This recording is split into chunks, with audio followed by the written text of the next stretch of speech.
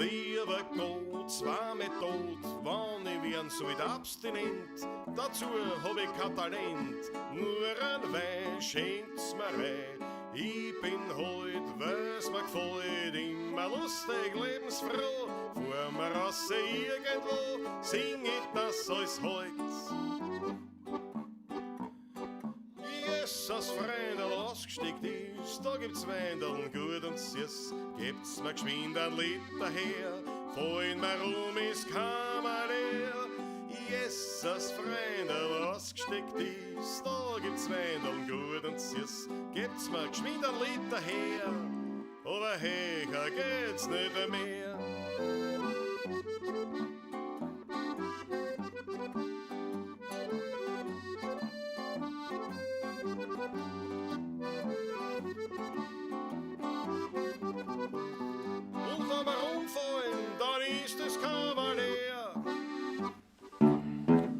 Grüß euch, servus, küsst die Hände, es wird halt mit Musik verwendet. Ich spiel für euch die 16er Boot.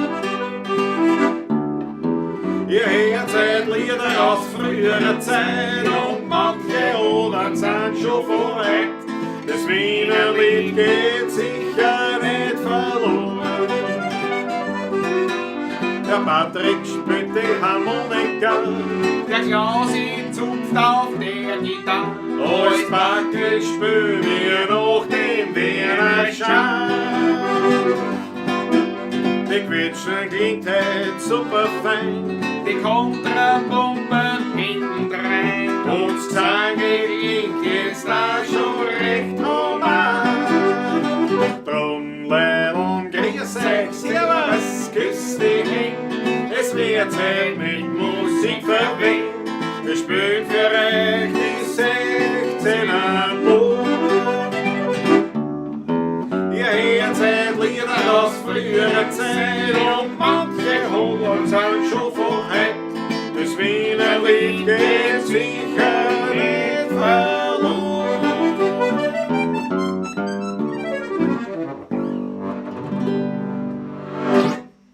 Grüß dich, servus, grüß dich, habe die Ehre.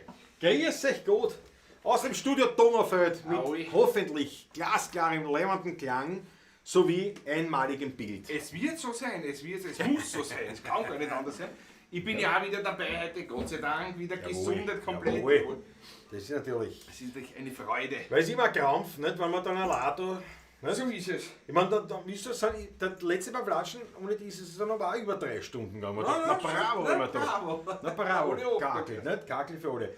Es hat alle da, das gefreut mich. Die meisten schreiben was eine, Katja Henscheid, sicher, die Ochteln, Christa Frau Dauer, Maike, Matthias Mariacha, Maggie Pemperten aus München, das gefreut mich besonders. Landal Stromer Markus, jawohl, Karl Duschl und die Johanna. Irme Hinkofer, Austria Rainer, Ulrich, Christian Ewald, Gary 1.0. Na hörst, alles da. Daniela Schlögel, Fritz Stadtguss, unser Fritzel. Jawohl. Deine das Eltern ist- sind auch dabei. Eltern sind auch schon da Grüß gewesen. euch. Dein Bruder ist da, Thomas Bastelik ist auch da. Uli Slonek aus, was war gesagt, Helsinki, gell? Helsinki, ja. Und die Hette aus der Die Schweiz. aus der Schweiz. Und das wissen wir schon, ob Wiener auch da sind. Ja, ein paar sind schon dabei. Jawohl. Vielleicht sind Thomas ja ein paar Wiener da, die da nicht im Chat mitschreiben. Auch die natürlich herzlich willkommen, meine lieben Freunde. Jawohl, unbedingt. Warte, der Dieter hat schon eine, ein bisschen lauter. Habe ich schon gemacht. Habe ich schon gleich gemacht. Ist schon lauter. Jawohl, passt. So gut es geht, wir haben keine Kosten und Mühen gescheut. Ich habe jetzt da endgültig, ich habe da oben einfach im Plafond reingebohrt und habe da jetzt ein Stativ in den Plafond rein, also in die Decke, Also muss man das, sagen. das hätte es früher nicht gegeben, dass man das Mikrofon sieht ein bisschen. Ich weiß, aber immer doch, scheiß drauf, Hauptsache es klingt besser. So ist es. Ich finde es völlig richtig, ja. In Zeiten von YouTube, ich hätte das Bild noch, ich hätte ja da eine zoomen können und alles Mögliche. So wie alles ausprobiert und gedacht, nein, pass das auf, passt schon. Das wurscht. Was soll's? Man sieht, Sehen. das kann man sehen. Ist es so. Ja, Motorradfahrer Roberta wieder mal dabei. Pfingstferien heute, ja. Das war ja eigentlich, naja, heute nicht, aber gestern war ja eigentlich ein optimaler Zeitpunkt gewesen für XXL Pavlatschen, nicht, Ja. weil der Montag frei ist, aber Heute ungut. Thomas Bastler aus Hetzendorf schaut dazu. Jawohl. Wolfgang Grotzka, schönen Abend in die Runde. Wolfgang, wieder an dich gedacht. Wie im buckligen Weltboden gelesen habe, quasi so das Informationsblatt in der buckligen Welt, wie der Name schon sagt. Und da war natürlich ein Bericht drinnen. Über die CD-Produktion. Richtig, Ja. über das neue Album von den Entspannten. Wolfgang, ganz leibend. So, aus dem Rainer. Bitte bin auch Wienerin. Ausgedacht, produziert, geworfen, alles in Wien. Jawohl! Bei mir ist alles in Wien, aber ausgedacht bin ich nicht geworden. Ich bin mehr passiert. Eine geniale Idee mit dem Mikrofon der Decken. Ja, finde ich auch. Da machen wir, hat er ja, der liebe Klaus, auch geniale Idee. Also, Richard Bleck, na wurscht. Der Martin Rexeis aus Nizza, das ist natürlich auch Wahnsinn. Und der Harry Schneider-Fonte, fix, jetzt weiß ich es nicht mehr. Favorit oder Simmering? Ich glaube aus Favoriten. Zwischen oder? Simmering und Favorit. Nein, fix der. Ein Urkaiser Müller. Mit der Milch. Das ist ja skaliert. Nein, aber Harry Schneider-Fonte ist ein Urkaiser Müllner und ist oder noch Meidling. Fix, das ist Schande über mich. Schande. Justus, ich habe Klapphaus nicht auftrat. Ja, ich sag gar nichts mehr. Warte, Face-ID? Hallo? Hallo? Das geht. Mach auf! Mach auf! Bitte! Ja, gut, gib ich die Nummer. So. Es ist halt professionell bei uns, wie es nur wir zwei kennen. Und bist dann schon. Es ist Ja, aber du könntest zum Beispiel teilnehmen. Das war ganz leibend. auf Clubhouse, da warte Ja, mal. das war ganz leibend. Beides rennen los. Warte mal. Mal schauen, ob das noch das Ding noch kann überhaupt. Live quietly. Ah nein, das darf ich jetzt nicht. Ich habe nämlich gedacht, das ist wieder mitrennen los auf Clubhouse, weil. 16er Punkt, Pavlatschen, Lustig. da haben wir schon, Wienerlied, Clubhouse, da haben wir schon. Bist du da drinnen? Bin schon da. Jawohl. Jawohl, bin ich noch immer da? Achso, warte, jetzt muss ich das da. Ach so. Ja, warte mal, weil das ist O3 ist blöd. Ah, du musst da dran. Du in Ton noch. In Ton musst du. Da schon. Jetzt müsste es passen. Hey. Jawohl. Na bitte. Boah. Nein, das ist genau das Problem, es lässt sich nicht ganz abdrehen, ich höre mich immer. Ja, du kannst in Ton auch dran, also du kannst in das Handy auch, also in Ton Ist schon, runterschalten. aber der Last bleibt immer ein kleines Strichel beim Clubhouse. Ich weiß nicht, Ja, wieso das aber ist. irgendwie Das habe ich geht immer das. gehabt, das Problem, hörst du das? Ja, aber ist immer irgendwie noch da. geht's. Rein. Habe ich unten auch schon O-Draht, Du hast auch der ist schon? auch O-Draht, das ist alles Das ist blöd, dann Das geht steig aus. Dann nicht. Ich steig wieder aus. Dann steig aus. Heute Wiener Lieder wieder mal als Donaufeld. Aber, jetzt, pass auf, jetzt muss ich schauen. So. Pavlacheros. Sie haben auch noch nicht gehabt, den Namen. Pavlacheros. Pavlachis, den wir gehabt. Dann was war das letzte Mal? Die Pavlacherer? Oder Pavlachers? Pavlachers irgendwie. Genau, ja. Und jetzt die Pavlacheros. Jawohl. Südamerikanisch ist unterwegs. Ich war lange schön am Rande am Meidling in Hetzendorf, jetzt im neuesten Teil Favoritens. Also, da siehst du, also gut. Also doch Favoriten. Ja. Das Handy hinterm Wandteppich verstecken. Ja. Nein, man dachte, das Handy tue ich jetzt daher und wir gehen wieder auf Clubhouse, schneiden wieder das mit. Einen Zuschauer haben wir, der Markus, grüß dich gut. Große Freude. Patrick ist schon ausgestiegen, ja, Bin recht, ja, sonst hört man das. So ist es ja Aber wir nicht. schneiden das mit, weil nutzt nichts, schaut nichts nach dem Genau, Motto. so ist es, ja. Und manche, das habe ich schon mitgekriegt, manche Fans sagen erst, ja, was dem in YouTube, das ist immer so eine Sache, das muss da quasi ja, da musst du immer die App offen haben. Also es sei denn, Ja. du hast das Abo, das YouTube-Abo. Genau. Und jetzt muss man immer, jetzt kannst du nebenbei nicht viel machen Nein. mit dem Handy, weil du immer das Handy offen, also die App offen haben musst. Und manche sagen erst zum Zuhören, war es auch leibend. Oder für die Autofahrer.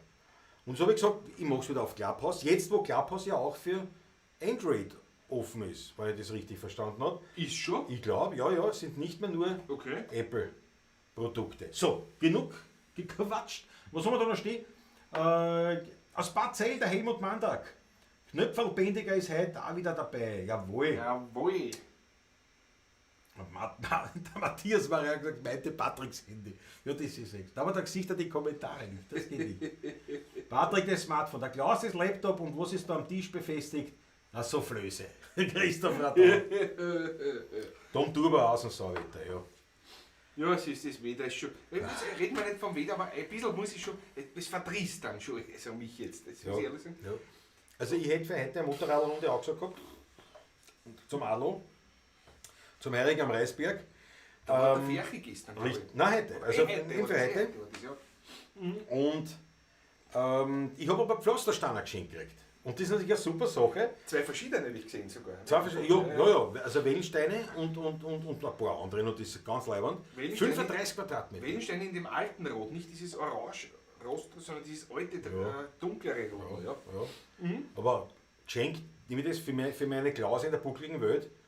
Bräutis und Wöllenstanner sind super, weil du kannst nachkaufen. Ne? Und ich mache es eh bunt. Also ich habe verschiedene Formen. Und auf jeden Fall habe ich geschenkt gekriegt und jetzt hat sich das ergeben mit Freunden, die entsprechendes Gefährt haben, wo man diese 3 Paletten zu je 1200 Kilo transportieren können. Wir sind nicht zweimal gefahren. Ich mein Anhänger und der andere mit Transporter. Nein, nur mit Bus. Aber es waren 35 Quadratmeter und das waren jetzt, haben wir heute 400 Kilometer runtergespult und haben eben. Das schaut echt gut aus. Also. Ja, da. Darf ich jetzt endlich einmal was anderes Ja, das war gut, mach auf einmal. Mir pappt das schon als Mai zusammen, wie man sagt. Nicht? Die Maggie Pamperten ist gut, der Patrick sieht größer aus als Klause. Ja, Maggie, das schaut nicht so aus. Nein, Moment, das stimmt, aber es liegt daran, ich sitze weiter hinten als du. Also, ich bin auch ein bisschen größer. Er ist größer. Aber Knoppe jetzt 1,90 und der Klause Knoppe 1,80. Nein, 1,69 bin ich. Also ein Knoppe 1 ist so, wir haben ca. 20 cm Unterschied. Jawohl. Jawohl. Also Patrick, bitte, heute trinken wir wieder gespritzt. Heute trinken wir gespritzt nochmal. Wein aus dem Hause Graf, momentan. Ein Liter war ein grüner Veltliner aus dem Weihviertel. Nie ein Fehler. Nie ein Fehler. Und beim Wiener Lied, wir wissen es, ist es stets geboten, Wein zu trinken, weil es einfach, ja, Also der Luftfeuchtigkeit, man merkt das ist an den wahnsinnig Flaschen hier. es ist wahnsinnig schwül, das ist unglaublich. Im ganzen Sommer, im ganzen Winter war es trocken da erinnern. Ich habe nicht gewusst, wie getan, das haben wir die Seiten gerissen ohne Ende. Und jetzt da ist Feuchtlatt.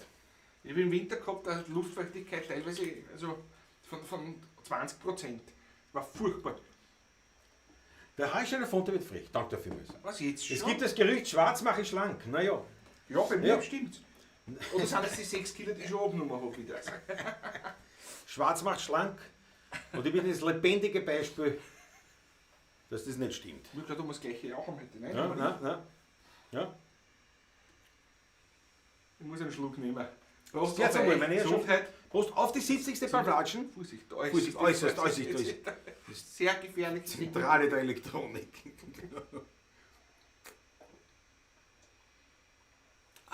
Das ist wirklich warm herinnen. Der war im Eis daheim und ist da auf Eis geliefert worden. Verwendest du Naturdarmseitenglas? Nein. Ich weiß gar nicht, ob es noch wird schon noch Gibt geben. schon, ja. Ich glaube, Aber der Astik nein. macht sogar welche, ja. Ja, kann sein, ja. Aber, Aber das hast du wenn dann oft eher bei Geigen oder was. Oder Celli, Kontrabass. aber da auch zu 99% auch schon alles. Aber bei Gitarren, glaube ich, ja. verwendet man das fast gar nicht. Naturdarm nicht. Nein, so Nylonseiten. Am Kontrabass eigentlich die Klassiker auch fast nimmer mehr. Auch im Rockabilly, die Slapper. Rock'n'Roll und Rockabilly, da spielen einige noch Darmseiten, ja. Ja. Da ist er eher noch. Da ist ja eher noch Da das, ist ja, er ja. noch, ja. Schöne Grüße an Maria. Sie kann leider nicht zum Taschler kommen, ist auf Kur, die Maria. Ja, mein Munkelein hat sie jetzt auch gesehen einmal. Maria, unseren ältesten Fan. Ja, Aber danke, schön, Rudi. Das gefällt mir. Was haben wir da? Wann reißen die Kunstzeiten da bei geringer Luftfeuchtigkeit? Naja, das was reißt, sind oft diese hier, die umsponnenen. Weil das ist nicht ein dickes Schnirl. wobei ich glaube auch nicht, dass das was mit der Luftfeuchtigkeit Naja, schon auch. Ja, weil mit es den natürlich- Temperaturschwankungen. Hauptgefährliche ist, finde ich, dass das Holz irgendwie Risse kriegt, eigentlich im Winter, wenn es Aber trocken bei, ist. bei Zeiten ist es halt so, wenn das Holz halt arbeitet, jetzt ist es gestimmt, jetzt hängt es da und die Seiten werden gespannt und entspannen immer nach der Luftfeuchtigkeit, dann kann es da halt leichter passieren. Nicht? Grundsätzlich soll es auch nicht so leicht sein, aber natürlich. Aber es ist ja so. Was soll man machen? Was soll man tun? Patrick, wir spielen was. Wir spielen was gleich. Wir spielen was gleich, Wir ja. reißen gleich. Was reißen wir an? Was reißen wir an? Na, was Schönes. Was reißen wir an? Ja, was Schönes. Was Schönes müssen. Was Schönes. Da muss ich einen Schluck nehmen vorher. Was meinst du? Was willst du? Ich muss auch einen Schluck nehmen vorher. Prost. Im Hintergrund hat man die Tropfen Ja, von der Traufe herunter. da rennt so das Fenster offen, obwohl es draußen kalt ist, aber so, ja. Ich habe irgendwo im Wienerwald. Ja, ein Wein entdeckt, ja. Oder ein leicht versteckt. Ein leicht versteckt. Halt, halt. Ja, Ich habe ja keinen Ring um. Ich habe ja keinen Ring um. Na, Keiner weiß sagt was für euch. Aber das ist ja kein Problem. Ich kann ja aufstehen und brauche nicht über Kabeltreiber haben, sondern Nein. ich gehe ganz entspannt, weil da kann ich Stative. Klunker, klunk, klunk, klunk. Schön. Ja, das muss ich das mal vorsichtig aufmachen. Ja. Jetzt kein Fehler. Ui. Jetzt kein Fehler. Ja, nichts Schlimmes, aber nein, es passiert heute nichts. Ist ja da. Alles erledigt. Wunderbar. Ja, aber, Mann. Das hat die Marie-Christine Höfler, die charmante Gattin von unserem Lieben Freund, auch Winzer Dauertester. unser Winzer Dauertester vom Höfler, Michi. Die hat das bemerkt. Ne? Ich habe ein Bild gepostet auf Instagram von meinem Ring, weil es ist eigentlich das einzige wirkliche Schmuckstück in dem Sinn. Weil die Uhr kann sich nicht rechnen, das ist ja Zweck drum. Aber ja, und sie hat geschrieben, das ist ein Markenzeichen von mir. Da haben wir gedacht, ja, stimmt eigentlich.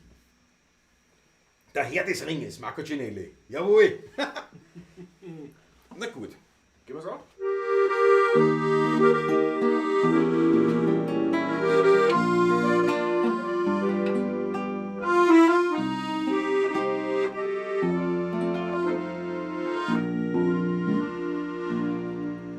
Wann ich sonntags um 8 in einem Stammlokal komm, schreit die Spätzl, servus Klase, ja sag, wo cool ist du denn um? 14 Tage fühlst du gerade schon unter der Rockpartie. Haben wir die vielleicht beleidigt, doch ganz höflich antwortet die. Na, sag's nur nicht bes, der Grund warum ist das. Ich hab irgendwo im Wiener Wald ein Wein entdeckt.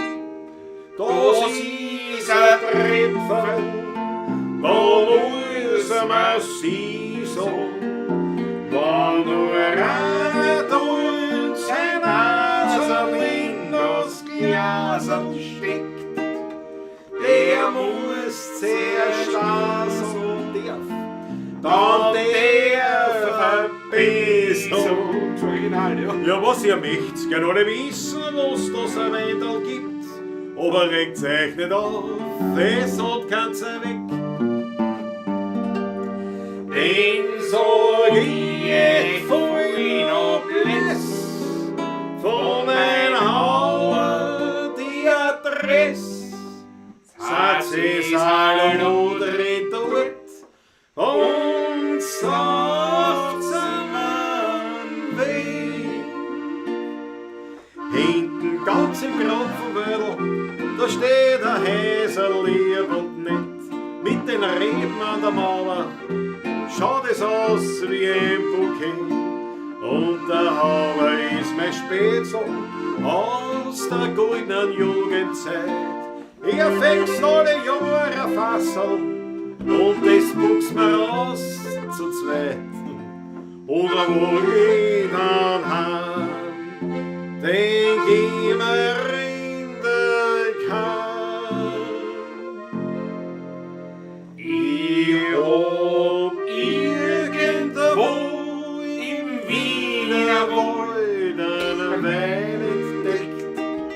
Das ist ein Tripfel, da muss man sie so, wenn nur einer tut sein Nasel in das Glasel steckt, der muss zuerst so, dann der verbissen. Ja, was ihr möcht's genau nicht wissen, was das ein Wendel gibt, aber regt's euch nicht auf, das hat ganz weg.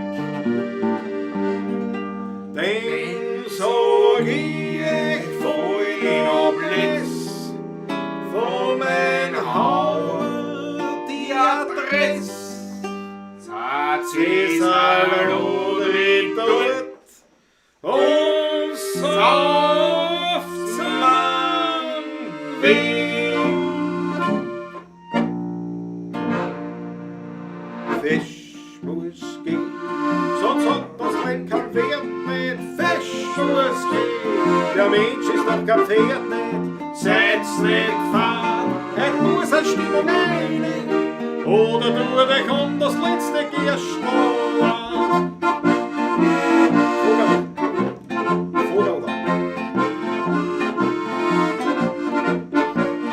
Schenk Zeche, Prostex auf was verkehrt haben, denn so jung wie hätte kommen immer zusammen.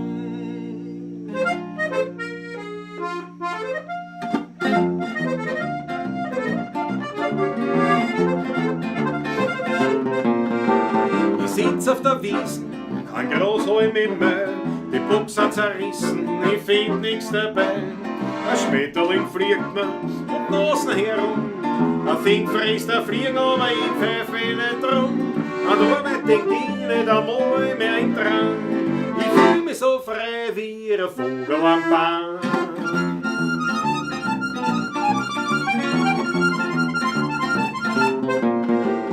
Kommt der schönste Erdl am Waldweg daher, ja, da spring ich verfreit. Was brauch ich schon mehr? Zwei Egerl schauen fest in die meinen hinein. Als sorgten sie mächtig einige sein, aber noch ein paar Bussel, sag ich, geh schon heim. Ich bin aber frei wie ein Vogel am Bahn. Zeit für Papagenos Auftritt. Lass es zwitschern!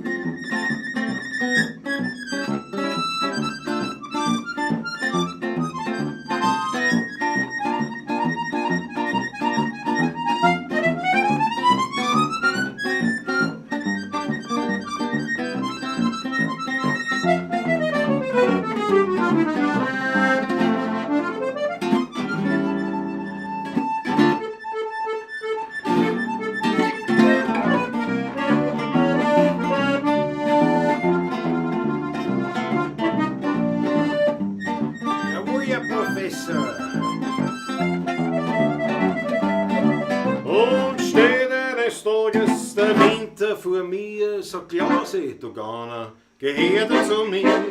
Da mach ich noch einmal die Augen fest zu, sieh wieder vor mir die schöne Natur. Denn draußen im Grünen, da war ich daheim, da hab ich mich gefühlt wie ein Vogel am Baum. Zeit für einen Ausschlag, Herr Doktor, jawohl.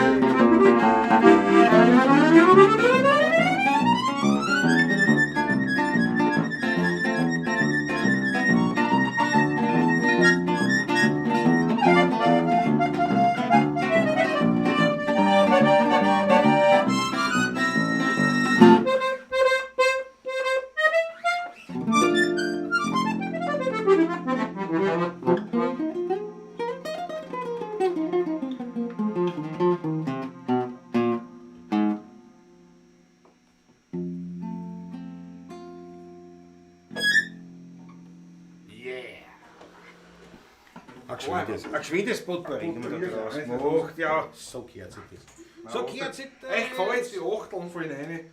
Facciamoto, danke dir. Also, danke dir, grüß euch. Grüß dich, wollte ich sagen. Ich hab gelesen, Fahrzeug, grüß dich. Danke dir, ja.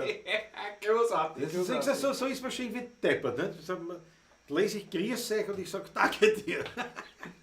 Magst du beim Wirt, wenn einer kommt und sagt, grüß euch, Doktor. Ja. Gefällt mir aber. Das gefällt mir. Wenn wir zum Wirten gehen wir rein, Patrick bestellt 2 Gespritzte. Und der Wirt zu uns sagt, das ist sicher, was wollt ihr trinken? Genau.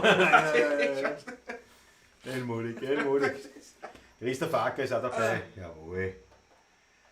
Jawohl. Wieder schön das Vogel am Baum, Patrick, voll in seinem Element. Der Motorradfahrer Roberto. Schön. Roberto, danke dir. Der Bass, Wahnsinn, super, sagt der Wolfgang Kreuzger. Da kannst du aber jetzt nur mich meinen, weil du hast ja keinen um. Das ist, der Klaus ist, glaube ich, einer der wenigen, die einen Walking Boss auf der Kontra-Gitarre spielen. Bei dem liegt halt. Bei dem Lied, ja. Ich habe es für andere angeschaut, das ist ja voll anstrengend. Aber dank der Wolfgang. Christoph Acker hat 4 Grad gehabt in Eisenerz. Ja, in Eibes da in der Früh auch heute, 5 Grad um 7 Uhr in der Früh. In Schlägen, in Bolschenau, in meiner Klasse hat es gestürmt, hat es 9 Grad gehabt, wie wir die Stange ausgelangt haben. Ja, der Alex hat gesagt, du kannst doch mal die kurze Hosen auspacken. Aber Christoph hat da, Klasse, erstes Lied, schwierig zu verstehen für mich. Ich habe irgendwo im Wiener Wald einen Wein entdeckt. Naja, das ist jetzt wirklich, das ist so ein richtiges ja, genau. Lernerlied, wenn ich, weißt du, das kommt so richtig aus der Tiefen raus. Das ist ein sehr bodenständiges Wienerlied, sagen wir so, deswegen wahrscheinlich auch. Ja. Ja, Christoph hat recht. Das zeigt nur den Status von uns beiden. Aber das gefällt mir. Also, grüß euch. Ja, danke dir. Danke. Das muss ich ausprobieren, wie die Leute reagieren. Das muss ich mir mal geben. Servus, danke. Voll gefällt mir, ja. Ja, der Landtagsstromer Markus hat sich wieder aus dem Clubhaus verzogen, verstehe ich voll und ganz. Ja, du, ich hab gedacht, ich lasse mich darin, ob wir drauf. Jetzt ist ja keiner drauf. Aber ist ja wurscht. Ist keiner da, ja. Wir lassen es jetzt jeden Montag mit drinnen. Nutzt nichts, schaut nichts und der eine oder andere vielleicht wirklich verliert sich dann einmal und bleibt hängen. Was soll's? Kostet nichts. Hängt da, ich meine, wir haben da Weltkonstruktion noch herbastelt, dass das Handy da so aus. Ich meine, das muss man schon sagen. Innovativ bin ich, gell, Patrick? Absolut. Es dauert mitunter Monate, bis das dann auch Das funktioniert. geht mir meist ein bisschen schneller, aber. Aber die Ideen hast du nicht so. Die Ideen hast du nicht so schnell wie Naja, weil mein Büro umbaut. Naja, was du hast weiß gute ich. Ideen, aber für das, nein, da bin ich. In Ideen bin ich groß. Das ist noch gar nicht fertig. Aber Die Umsetzung ist wirklich oft ein bisschen. die Umsetzung geht schnell. Christopher, ich krieg schon zusammen. Jawohl, na sicher. Hinten, Schon wohl gewesen, oder? hinten ganz im Gropfenweil. Da muss Ja. man schon wissen, was das Gropfenweil ist. Eine Gegend im 19. Bezirk. Patrick, Ja, sehr klein das Glas. Sehr klein. Gott sei Dank haben wir ja. Der Arische Elefanter gibt auch volles Lob. Da wird jedes Vogel neidisch. Ausgezeichnet gezwitschert, der Rutger. So, ein bisschen das geht schon. Einen darf ich noch. Ja, für den Rest bin ich da. Heute war ich bei McDonalds. Ich sag's, wie es ist. Mariert, wollte ich sagen. Ja, Ich es ist mein, wirklich, es war eh nicht so schlecht. Es war eh nicht so schlecht, aber Du hast sicher so Chicken McNuggets gegessen, das riecht danach. nein, ich hab, also auch, ja, ich hab gestern so eine Box. Da sind gleich 15 Chicken McNuggets drin, was? Aber da sind auch so Filet, Händlerfiletstreifen, gebackene. Okay. Ja, aber die waren aber sehr Die gut. habe ich auch schon mal gegessen. Ja, ja. Die Und da war so ein ja, Käse, ein gebackener Käse mit Chili. Und der war auch gut. Chili Cheese Nuggets. Ja, so heißt es wahrscheinlich. Nicht fragen, ne? Ja, das war aber nicht schlecht. Beim Neffen, weißt du. Das Geschießt mit dem ganzen, das wirklich Geschießt mit dem ganzen McDonalds-Menü war das Fanta. Aber der Rest, das war nicht so schlecht. Ich meine, jetzt fühlt es dann wieder. Also, ich bin jetzt nicht Ich so. habe das schon auch so einmal im Monat. Hin und Das schmeckt ganz gut. Ja, einmal im Monat war fast viel. Aber hin und wieder Da bock sicher ich 10, schon. 12 Mal im Jahr ist das 12 Mal im Jahr, ist es sicher. Wobei mir da fast die Konkurrenz fast besser schmeckt. Man will ja keine Werbung machen. Ne? Der Burger King, Ja, oder? das schmeckt mir besser. Das Flame Grilled ist genau eins. Da So kann ein ich, Double Whopper, okay, ja, dann ist mir, schmeckt kann ich mir nicht so mitreden. Ja, kann ich nicht so mitreden. das ist irgendwie ehrlicher vom Geschmack. Ja. Also ich habe jetzt letztens, wir waren einkaufen, am Samstag waren wir einkaufen, mein Munkelein und ich, und hat gesagt, du, ich will wieder so ein Spargelrisotto machen. Ne? Oh, Spargel haben wir schon. Prost, ja. Zwischendurch einmal, Yes. Entschuldige, jetzt muss verdirscht. Jesus. Spargel, sehr gut. Die Katja Hinsch hat gesagt, seid ihr verwandt mit Zonko auf technischer Ebene? Der Zonko und mir, wir sind überhaupt verwandt. In allen Dingen. Außer auf Blutsebene, auf allen anderen Und Ebenen. andere. Apropos. Big Mac Bacon, ja. Ja. Großartig, großartig. Ja, der Landtagsstromer, denkt an den Daumen. Ja, Daumen auf, bitte seid so lieb. Sagt so gut, was das so. Und ich möchte euch wirklich bitten, zwei Dinge. Zwei Dinge in eigener Sache, bevor ich die Geschichte erzähle mit Spargelrisotto. Ein Kebab selber gemacht. Auch die Weckerln. Daniela Schlögl, na gut, das ist kulinarisch natürlich Ein Highlight, ja. Gary 1.0, jawohl. So. Ein Vertreter der hohen Wiener Kultur machen, aber jetzt die hohe Wiener Kultur spielt sich woanders da. Wir sind die Wiener Volkskultur. Und da ist halt, wenn das Bein Wer noch ist so schon ist. 40 denn? Wer ist schon 40? Nicht der arische Elefant, ich weiß Das ist ja eh klar. es gibt nur zwei, die Gotcha sind, nicht? Der Harry und Christoph und der Harry, nicht? genau, und sag Fraß, sagt er wohl. Beim Schachtel vor 8 Jahren Na, war der es Andi der kann es Fetzel. machen, aber der ist nicht dabei, glaube ich, heute. Aber der Fetzel bringt das natürlich super wienerisch beim Schachtelwirt. Er war vor 8 Jahren das letzte Mal beim Schachtelwirt. Ja, nein, ich komme schon im Jahr sicher. Nein, manchmal ist schon Guster drauf sogar, aber das reicht mir da wieder. Das ist dann 12 Mal im Jahr bin ich sicher. so viel werde ich nicht bocken, aber so ungefähr. Ja. Aber die Geschichte ist folgende: Jetzt waren wir einkaufen und mein Munkelein sagt, ja, ich möchte gerne ein Spargelrisotto machen, das ist Spargelzeit und alles. Und mein Munkelein macht die besten Risotti, sagt man das so? Weiß ich nicht, Risotto halt, Jetzt sag Risottos. Risottos. Ja, Risotti. Wird gleich der Mahnruf von Ich glaube auch, oben ja. kommen, Ich glaube natürlich. auch. Mach die besten Risotto. Und eben so ein Spargelrisotto, dann waren wir bei unserem Gemüse- und Obsthändler des Vertrauens. Guten Spargel einkauft und so. Ne? Und ich freue mich schon auf sowas. Ich bin halt trotzdem bekennend, was soll man machen? Fleisch Ich bin nicht ein Ist Fleisch. ja nichts Schlimmes.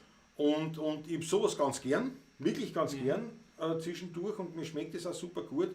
Aber es ist immer trotzdem so ein bisschen eine Wehmut dabei. Nicht? Weil, wenn jetzt das Spargelrisotto ist, was mir wahnsinnig gut schmeckt, ist trotzdem im Hinterkopf so ein Dickchen spielt mit, es hätte ein Fleischarmtaler sein können. Ja? Aber wenn man gedacht, das macht überhaupt nichts, da helfe ich mir und isst zum Beispiel dann zum Mittag eine Leberkassemme oder machen wir Würstel oder so. Damit habe ich ein Fleisch erledigt und freue mich doppelt dreifach auf den Spargel. Ja, Aber, Spargel momentan herrlich, ja. ja, aber, wir sind also weitergegangen beim Einkaufen und dann haben wir gefunden, weil ja Wochenende, nicht, Feiertagswochenende, nicht, das Fest des Heiligen Geistes. Abrosten Nicht? Lammfleisch oder was? Nein, dann haben wir gesagt, ein Brisket.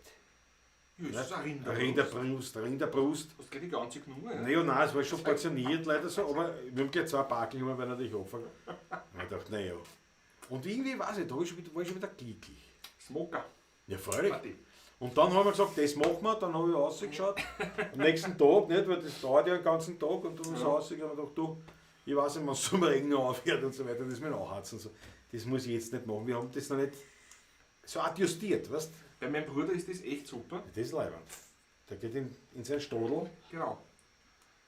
So, Spanferkel Drive-In klingt pervers. Ja, aber das war was. Ah, das war halt aber was, ja.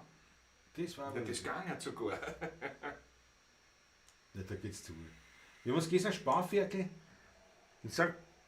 Georgen bei St. Pölten. Ausgezeichnet. Spanferkel ist was Gutes. Ja. War jetzt krieg ich einen Gust auf ein Spanferkel. Oh, weh. Aber Spargel gibt es bei uns jetzt daheim bei Elisabeth und bei mir auch oft, weil der Spargelfeld quasi ja der nächsten Ortschaft ist. Der Grünspargel, Ja, Familienstraße, ne? na klar. Ganz frisch in der Früh geschnitten und quasi Ja. vom Feld angeholt. Weil das wird in unserer sein, nur kostet halt 20 Mal so viel. Gibt es nicht. Sie liefert sogar an die örtlichen Naja, Rewe-Konzerne, aber nur örtlich. Ja, ich weiß schon. Ja. Mehr hat es eigentlich nicht. Du, der Georg Scheurer bringt es absolut poetisch auf den Punkt. Was kostet ein halber Kilo? 4 Euro, glaube ich, oder so. Keine Ahnung. Ich hab keine Ahnung. Weiß es nicht. Bei uns, also direkt am Hof. Ne?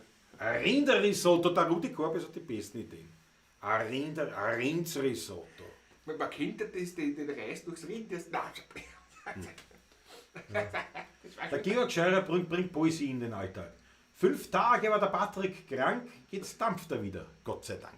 Schön, schön. Wilhelm Busch, etwas abgeht, das gefällt mir. Der Frosch, ja, bei Wilhelm Busch, schön. Zum Schweiger wird, was der Christoph Acker zum Schweiger wird. Na warte mal, zum Schweiger wird da beim Floritz, da verspitzt der. Hat der Bultburg Burger, oder was? Michael Schimpel, Michael See. guten Abend alle, kann leider nicht so oft dabei sein. Schade, ja, Patrick schon mal verraten, welches Modell eines Nikotin-Teekessels er benutzt. Mehrere. Heute, weil Werbung ist verboten. Das ist von Aspire heute der Nautilus GT. Den ich da drauf habe. Ne? Damit ist erledigt, danke. Damit ist das Ja, klar. ich habe mehrere, also auch Selbstwickler und ich liebe Mesh. Also ja, für die Insider. Ah, Wahnsinn. Nur die ganzen Mesh-Stampfer wie der Profile zum Beispiel, war ich den da zweimal anziehen erinnern. Einen tiefen Lungenzug mache, sehen wir nichts mehr. Das ist Ja, das ist das das Problem dabei. Was ist das Es Problem? dunstet das schon, wenn ich da ein paar Mal Ja. angezogen habe. Es gibt einen neuen Nautilus übrigens jetzt, in Nautilus 3. Habe ich noch nicht gesehen, muss ich mal anschauen. Musst du kaufen. Momentan ist mit Kaufen nicht so ganz, weil wir spielen ja noch nicht viel. Also bis jetzt noch gar nichts eigentlich, im Juni geht es auch. Gar nichts. Ein bisschen. Früher haben wir gespielt in einem guten Juni 25 Mal. Mai, Juni 20 Mal jeweils, ja. Ja, mindestens. Oft ja 2 Mal am Tag. Und heuer haben wir dabei schon im Juni 6 Engagements. Also es geht aufwärts. Das geht aufwärts. Du, aber dann der Christoph Acker bringt es natürlich auf den Punkt, der Rinderrisotto ist ganz leicht, das ist ein Reisfleisch. Das ist natürlich Ja, richtig. das mache ich eigentlich aus einem Schweinefleisch meistens. Aber man kann es nicht. Ich habe das letzte Mal als ein Ich habe Rindfleisch. es das letzte Mal aus einer Reihe gemacht. Nein. Aus einem Wildschwein auch schon. Das ist- Fatschamotto sagt, sie haben noch Reste vom Ferkel. Aber, ja. Und die Daniela Schlögl haben gestern Krammelschmalz selber gemacht. Das ist halt schon ein Wahnsinn. Das ist schon gemein. Ne? Das ist gut, ich habe heute jetzt Mittag Bratwürsteln gegessen, selber gemacht vom Onkel Helmut. Ich weiß nicht, wann die Familie zuschaut. Onkel Helmut, Tante Gabi. Ausgezeichnet. Wir erwarten bereits wieder Nachschub, weil wir haben nicht mehr 2 Brauer. Ne? Da fällt Status meiner Reisflasche super. Du, also ist super leibend. Ich mach, gell Patrick? Du machst Ich mach's beste Reisflasche. Ich sag's nicht. abgesehen von meinem. Also das Deins ich ist muss so. ehrlich sagen, ist am Bett. Nein, aber gib's zu, sag, gib's zu. Meins ist. Kann nicht schwer. Meins ist. Meins Meins ist besser. Nein, auf gleicher Ebene vielleicht. Aber nein, gibt nichts, wo ich sage, dass ich der Beste bin. Jedenfalls Aber es feiern Reisfleisch. wir wieder, wenn ich zu dir komme mal und das gibt Unbedingt. der Reisfleisch einmal. Und wenn der Fritzl ist, muss er am Reisfleisch kochen. Das ist ja Wahnsinn. Großartige Idee. Der Schweiger wird, ja genau, der Schweigergossen beim Spitz. Hat er noch ein Schutzhaus auch noch, weißt du was? Das Schutzhaus da, halt auch da. Jedler See, oder Großjedler, was weiß ich, was wie die heißen da. Schutzhaus Groß-Edlersdorf oder so? Nein, Ja, das glaube ich nicht. Ja, Wahnsinn, ja, jetzt geht an Gust, irgendwas hab ich gesagt. Ja, und ja, genau, das habe ich gesehen. Mit die, was hat der Matthias Mariaka gesagt? 8 Euro das Kilo Spargel im Supermarkt. Ja, das Doppelte quasi so ungefähr, ja. Ein Kilo oder was? Das Kilo. Na, das ist eh der gleiche Preis wie ein Hof sogar. Ja, der halbe Kilo, 4 Euro. Bob Dylan heute Geburtstag, hat noch keiner erwähnt, ja, aber hiermit. Bob Dylan hat Geburtstag. Es ist halt so, der Bob Dylan wahrscheinlich wird der Bob Dylan nicht unser 25-jähriges Bühnenjubiläum erwähnt. Wahrscheinlich nicht. Okay, kann natürlich daran liegen, dass einfach wir nicht so bekannt sind wie der Bob Dylan. Aber ja, stimmt, Bob Dylan, große, wichtige Person. Aber eins muss man ehrlich sagen, bei aller Wertschätzung, aber halt bis deppert singen kann der nicht. Wahnsinn! Denkst du, wenn das nicht der Bob Dylan ist, also so wie man heute, ich weiß nicht, wann ich das letzte Mal singen gehört habe, das wird her seit 10 Jahren, ja? Aber wenn du da sagst, wenn das nicht der große Bob Dylan ist, der ja ein Poet, ein Musikpoet höchster Gattung ja. ist, aber da denkst du, den hau ich runter, mit nasse Fetzen hau ich den von der Bühne runter, das ist ja ein Wahnsinn. Jetzt wahrscheinlich bringe ich natürlich da unglaubliche... Nein, wenn ein Junge jetzt dabei, wie heißt das, Stamenia oder was, so auftritt, tut, Ja, nein, den haust mit der kommt ja gar nicht irgendwo hin. Nicht Ne? einmal die Vorrunde geschafft, der, ne? Das ist Das ist so. was du so singst beim heurigen Hausnummer, den ist die Stauen gehst, den sagen, Patrick, bitte saut weniger. Ja, Und die anderen, den sagen, da gehen wir wieder. Ne? Aber muss man ehrlich sagen. Aber ich will damit dieses Denkmal nicht ankratzen, schmälen, nein, weil überhaupt das nicht. weil Nein, Ding gar nicht. natürlich brauchen wir nicht Gar reden. Ja. Ja, wo ja, da wird du. Da Bob Dylan, ja. 80 Jahre,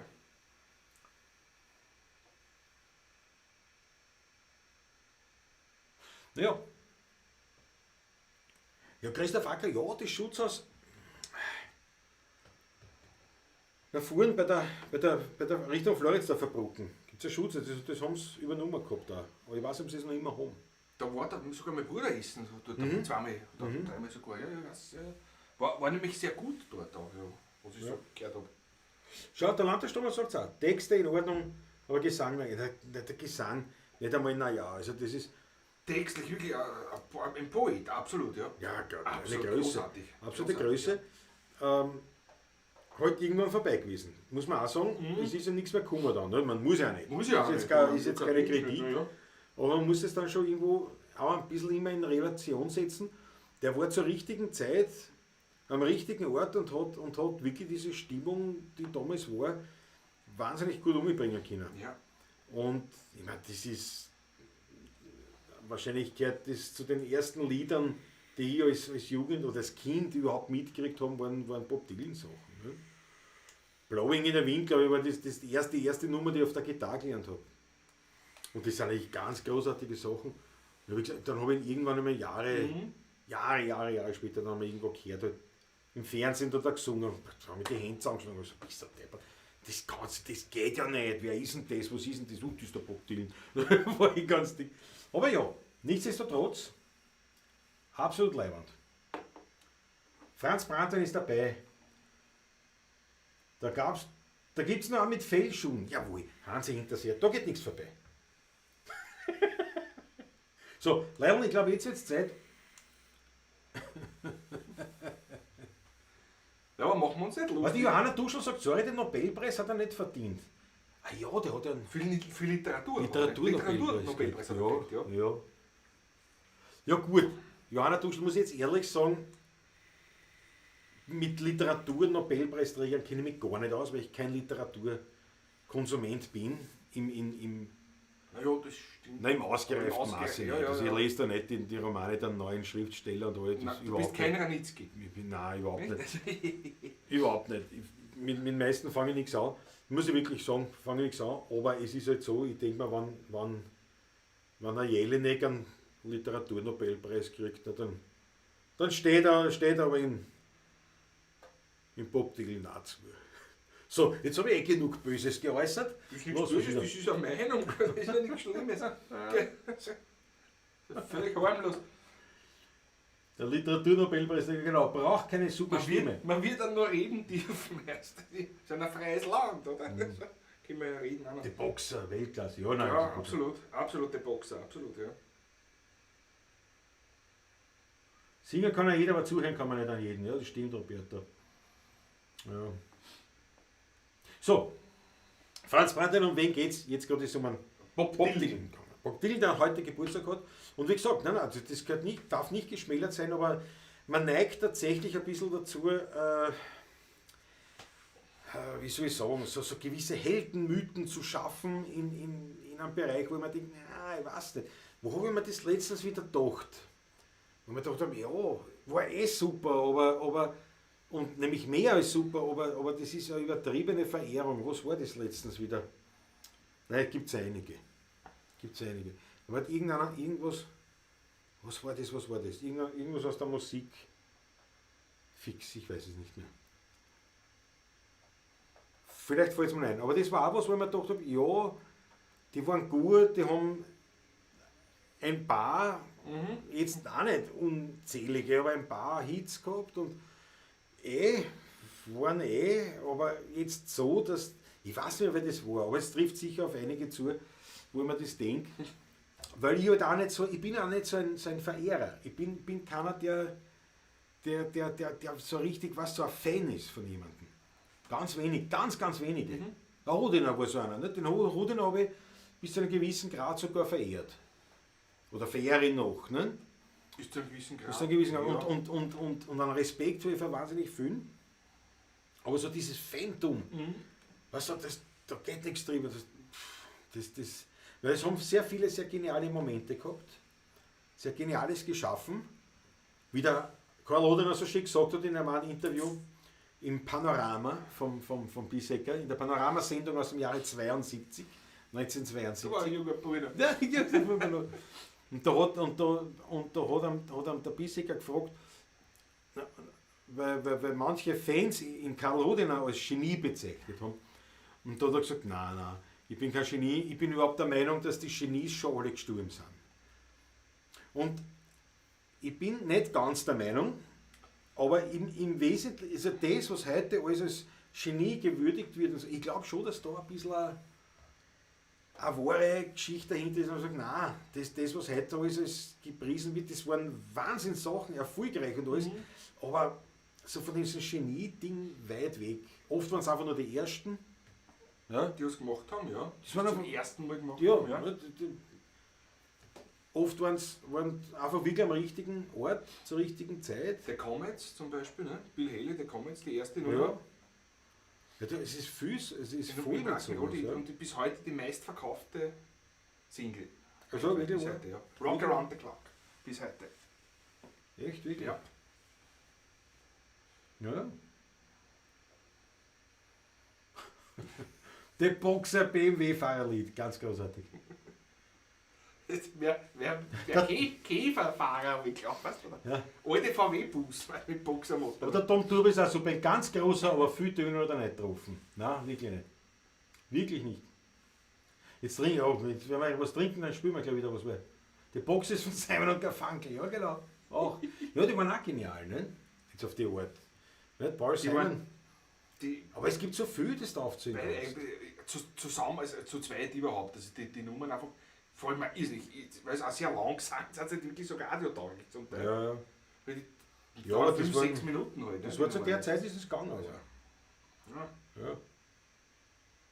Dylan ist Bright Eyes ist eine meiner Lieblingsnummer von Simon und Garfunkel zum Beispiel. Nein, es gibt Super, großartig, herrlich. Aber schau, Daniel Schlögl sagt, der musikalische Genie ist definitiv Hans Zimmer.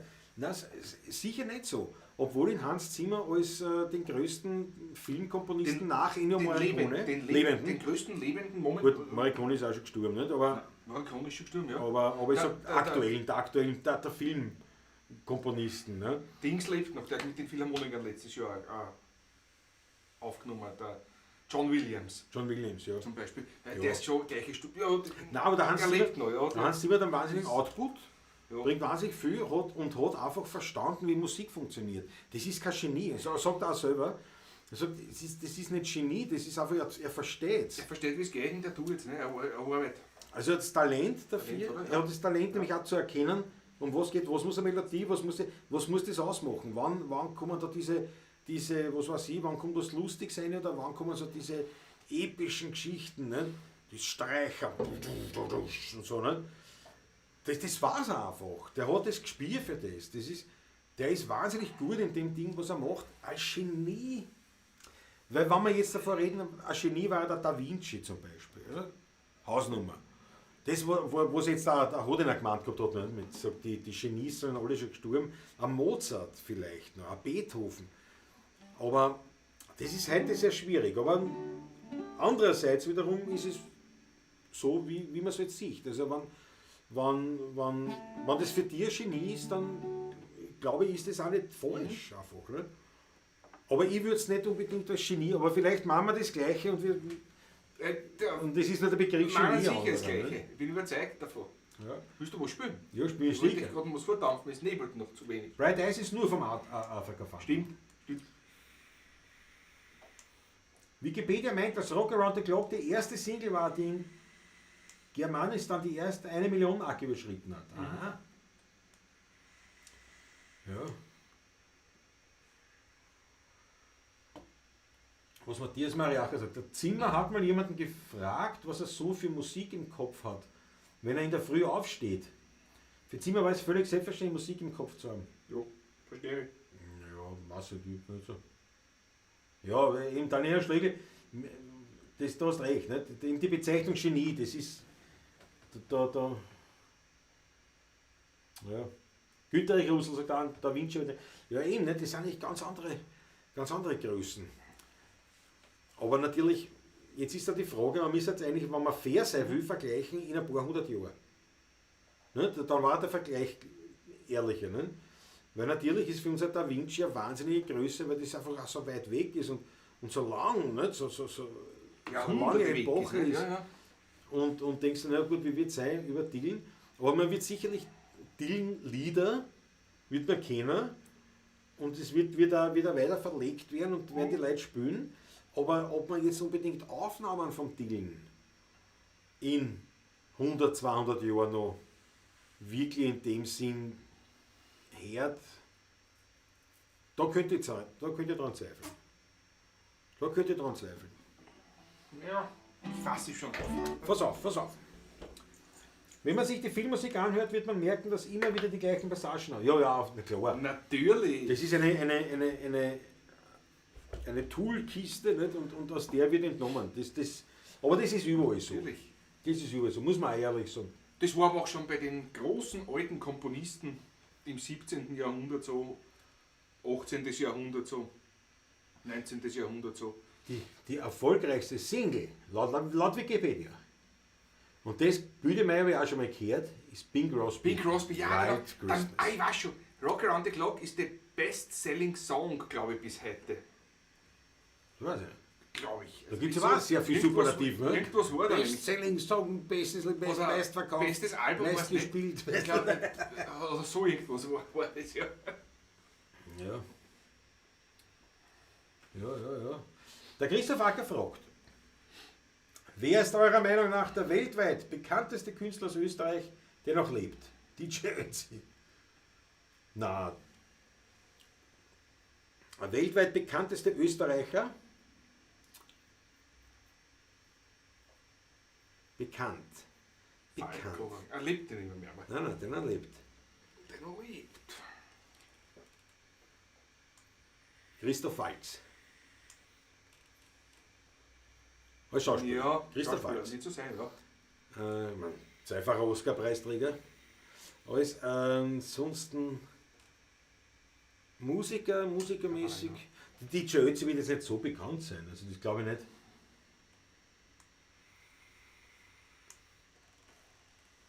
Das ist aber schwer, ist eine Wenn es schwere um Frage. Künstler geht, sind die Philharmoniker Künstler? Dann sind sie Philharmoniker. Philharmoniker als Gruppe, ja. Wahrscheinlich. Neujahrskonzert, also Welt, das sind die bekanntesten. Ne? Aber, So gesehen. Ja, Als Gruppe jetzt. als Gruppe. Also als Gruppe, ja. Aber man, Als DJ Ötzi wird Einzelperson. jetzt nicht so bekannt sein. Jetzt nur weil er in Amerika, aber man Ja. hat sicherlich Helene Fischer, also Österreich, ist ja Ist Deutsche. ein Deutscher. Ist ein Deutscher. Ja, ist auch wurscht. Naja, gut. Ja. So, Rock Around the Clock, die erste Single war, ja genau, die in Deutschland die 1 Million Mark überschritten hat. Na, Opus ist nicht bekannt, Matthias Mariacher. Opus ist nicht bekannt, das Lied Life ist bekannt. Opus international sicher nicht. Ja, genau. Und Peter Wolf war mir auch eingefallen, nur Peter Wolf Wolf, kennt auch ja. keiner. Das ist ein Produzent, den kennt man nicht. Den kennen die Leute, Ja. also von dem her nicht. Das ist in kein- der Szene kein kennt man, ja, Bekannter. klar. Aber Wahnsinnig erfolgreich. Ja, Falco, Ja. Franz Brandwein, ja, aber Falco ist ja schon ist schon gestorben. gestorben. Es geht um Lebende. Klaus-Maria Brandauer, sagt die Maggie Pemberton, ein guter ein Einwand, guter, ja. aber ist auch schon eher, der ist auch schon eher nicht mehr so bekannt. Als Gruppe sind sicher die Wiener Ja, Philharmoniker. das sicher. Hans Als Hinterseher, Band, der als Hubert. Band, wenn man so will, ja. Conchita, Christoph Acker, das ist aber, Conchita War Wurst nicht ist so auch blöd. gar nicht so blöd, ja. Conchita Wurst kennt das Ja. sein, ja. Ja, Peter Wolf. Ja, Peter Wolf, nein, absolut, ist eine Größe. Genauso wie der wer ist denn jetzt der Schlagzeuger, glaube ich, der was nicht von Depeche Mode. Ja, Österreicher. Jetzt geht dann aber Ja. wer kennt jetzt den Schlagzeuger? Ja, Depeche Mode-Fans, nicht? Aber so allgemein, das ist schwierig zu sagen. Und eben Bekanntheit heißt jetzt nicht unbedingt Erfolg, die erfolgreichsten oder die besten oder sowas. Ne? Der Schwarzenegger, na Rudi Korbes trifft es auf den Punkt. Na ganz hundertprozentig. Ich glaube, da hat der Rudi vollkommen recht. Der Grud und Dorfmeister, ja, sind bekannt, aber sicherlich nicht so wirklich, aber Schwarzenegger, war als Künstler sicher, als Schauspieler sicher. der Schwarzenegger ist sicher bekannt aus der Österreich. Sicher. Lebende. Sicher. Du hast recht. Der Rudi Korbes hat, Martin Schitz stimmt, in der ist ja Künstler. Künstler ja, der na, an Wirtschaft. Mateschitz wird keiner kennen im großen Stil. Den kennen wir, weil es halt in Österreich Red Bull und diese auswärts, weiß ich nicht, wie viele Mateschitz kennen werden. Weil da geht es dann sagen in Glock, ne? Nein, aber ich glaube, also, Welche wenn man, Bürgerten werden Wiener Sänger genommen? Karl Duschel, nein, Wiener Sänger genommen, da sind die Philharmoniker bekannter, alleine auch durchs Neujahrskonzert. wahrscheinlich, Durch die Live-Übertragung am 1. Jänner. wahrscheinlich. Aber die Ideen sind schlecht. Ja, Ja, die in Ideen der sind Wirtschaft, super, ja. Mateschitz in der Wirtschaft, ja. Und, ja, Aber da ist sicher noch der Glock, der Gaston Glock, Gaston Glock, noch ja. drüber. Aber, Und Na, der da andere, gibt's wie heißt der andere, der Magner, der ja, wieder deppert, genau der, der Steirerbur. unser kanadischer Freund. Dieser deppert, sowas. Wie kann man so dumm sein? Na, fällt uns ein. Ja, aber da war die Wirtschaft auch, war natürlich der Christian BH, glaube ich heißt der. Ja, Superfund-Gründer. Ja. Der war da auch. Mhm. Aber ja, Uli Bär sagt, ich hätte. Nein, leider nicht. Pawlatschinger, Peter Richter ist ja da, die Pawlatschinger. Frank Stronach. Der Stronach, ja. Matthias Mariach. So eine Riege Mateschitz Stronach, ja. Aber es ist ein interessantes Gedankenspiel. Ja. Aber da kommt man drauf, wie viele Leute da wirklich aus Österreich trotzdem ja Namen sind. Also auch in der Musikszene eben. Nicht nur Ja. die tot sind schon, die leben Ja, ja. so vor 20, 30, 40, Ja. 50, 60, 100 Jahren. Das war gigantisch, das ist ja bis heute eigentlich so. Aber in der Regel ist es so, das was jetzt da, abgesehen von Corona-Zeiten, bei Seitenblick und Co. zu sehen war an Prominenten, das sind nicht die man jetzt so aufzutun. Stimmt. Beim Wein. Ja. Ja, das reißen wir auch. Warte, nimm einen Schluck. Eine Premiere. Eine Ja, Premiere. Vorspiel. Ja, Vorspiel. Zum Ja, Wohl. Vorspiel. Du hast ein Vorspiel? Du bist der Vorspiel. Ich hab kein Vorspiel. Ja. Das, Spielst du jetzt an? ich kenn's nur ohne Vorspiel. Darum brauchen wir ja jetzt Der eins. Karl steckt auch direkt ein. Na gut. Ja, schau, es geht ja. Beim Wein darf's nicht fad sein, beim Lied da musst du stark sein, sonst hast du die Halme frei. Beim Plaudern musst lieb sein, beim Bussen a Dieb sein, tust das auch nicht, tut's dir später einmal leid. Das Leben ist a Hutschen, einmal am schnellsten verfliegt oft a glückliche Stund. Drum darf's niemals fad sein, kommt das Glück, muss es stark sein, Nagels an, weil sonst fliegt's da davon.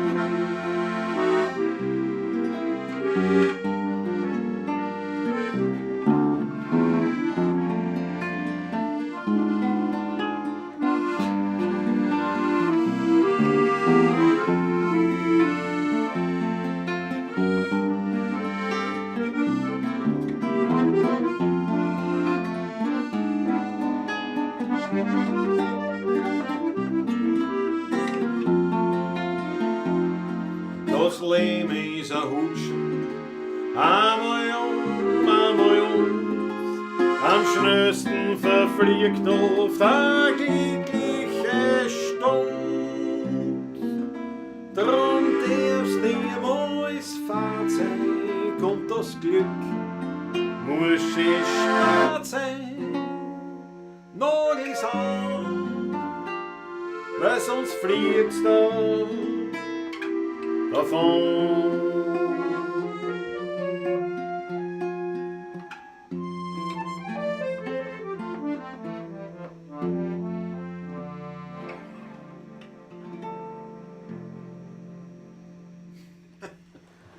Hast du gefunden zum Schluss? Sicher. Ein bisschen geschaut, ein bisschen gesucht habe ich. Und gar noch in den Kopf. Beim Wein darfst du nicht fad sein, beim Lied muss es stark sein.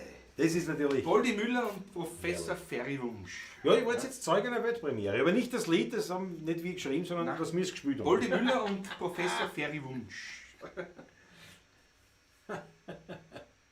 Ehrlich. Ja. Welche Tour? Welche Tour, Rudi Korbes? F-Dur. F-Dur, respektive eigentlich in G-Moll. Das G-Moll. ist eigentlich ein 2-5-1er Kadenz, Panzer, ja. Genau. aber trotzdem in G-Dur. G-Moll. Ja. G-Moll, ja. Also die 2-5-1er. Also es ist nicht eigentlich nicht in G-Moll, Nein, eigentlich ist es ist in F-Dur. in F-Dur, ja. Ich wollte genau das Gleiche, ja. Ja. Wie der Rudi Nein, Auer. nicht wirklich, das ist die Zwarer. Die zwei, ja. Das ist ja nicht die parallele Es Mollton. fängt in G-Moll an. Nein, es ist ein 2-5-1er Kadenz. 2 Panzer, ja, genau. Es ist in, Also, es ist aber eigentlich es ist in F. Eigentlich in F. Weil die parallele Mollton von F ist D-Moll, ne? Stimmt? Jupp. Ja. Also war jetzt in D-Moll oder F-Dur, aber es ist in G-Moll, aber eigentlich in F, aber die 2-5-1er Kadenz. Das wissen nur die Chesser zu deuten. Und die, was Chesser sind, wahrscheinlich auch nicht, die werden sagen, Alter, was reden die zwei Depperten da? Aber, Voll der Rotl, ne? aber wir haben das wunderbar, glaube ich, hingebracht. Und ich glaube, das ist wert, dass man anspritzen. Oh ja, das ist. Bevor du noch weiter neben bist. Ich wollte noch, das Leben nicht stark so, oder? Naja, jetzt, weil wir gespielt haben, ist ein bisschen angezogen. Fuhren wir schon durch, die Brühen wird schon wieder dreckig sein. Nein, Ich hab so, der Bub hat ja ich hab gedampft. so einen kleinen Dampfer mit heute, der kann nicht leben. Der kann Super nicht Check. leben. Matthias Mariacher, 1160, Dankeschön. 1160 Wien, ganz Matthias, leibend. Danke vielmals. Ja. Dankeschön. Bei der Gelegenheit wirklich darf ich das nutzen, um ein bisschen Eigenwerbung zu machen, bevor wir auf Matthias anschließen. Ein kleines. So.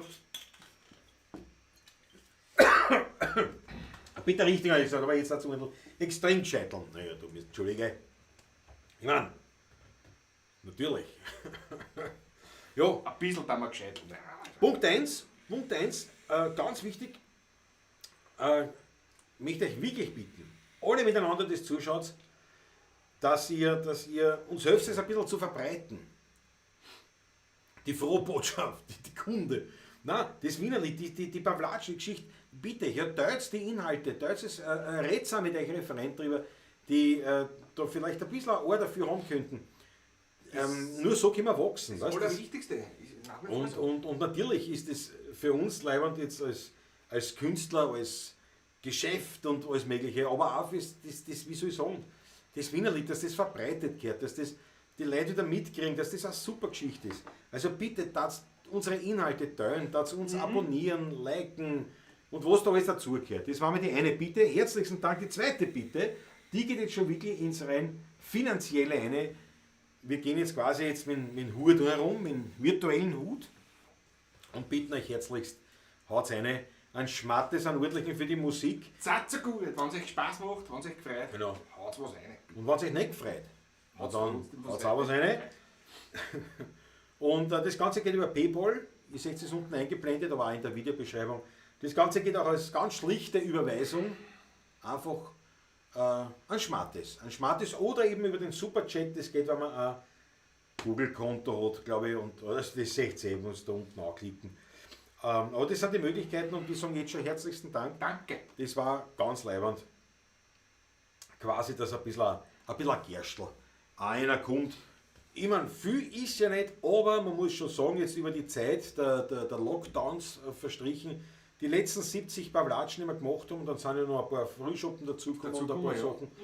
Also es ist schon immer ein bisschen was reingekommen und natürlich, ja, wenn man sagt, das hat mit einem Engagement, wo jetzt nicht einmal im Vergleich irgendwas, aber Nein, gar nicht. ja, Aber es summiert sich. es summiert sich. Und so ein paar Sachen, wie also dann eben so ein Stativ oder was, ist dann wirklich ganz leicht für uns zu nehmen.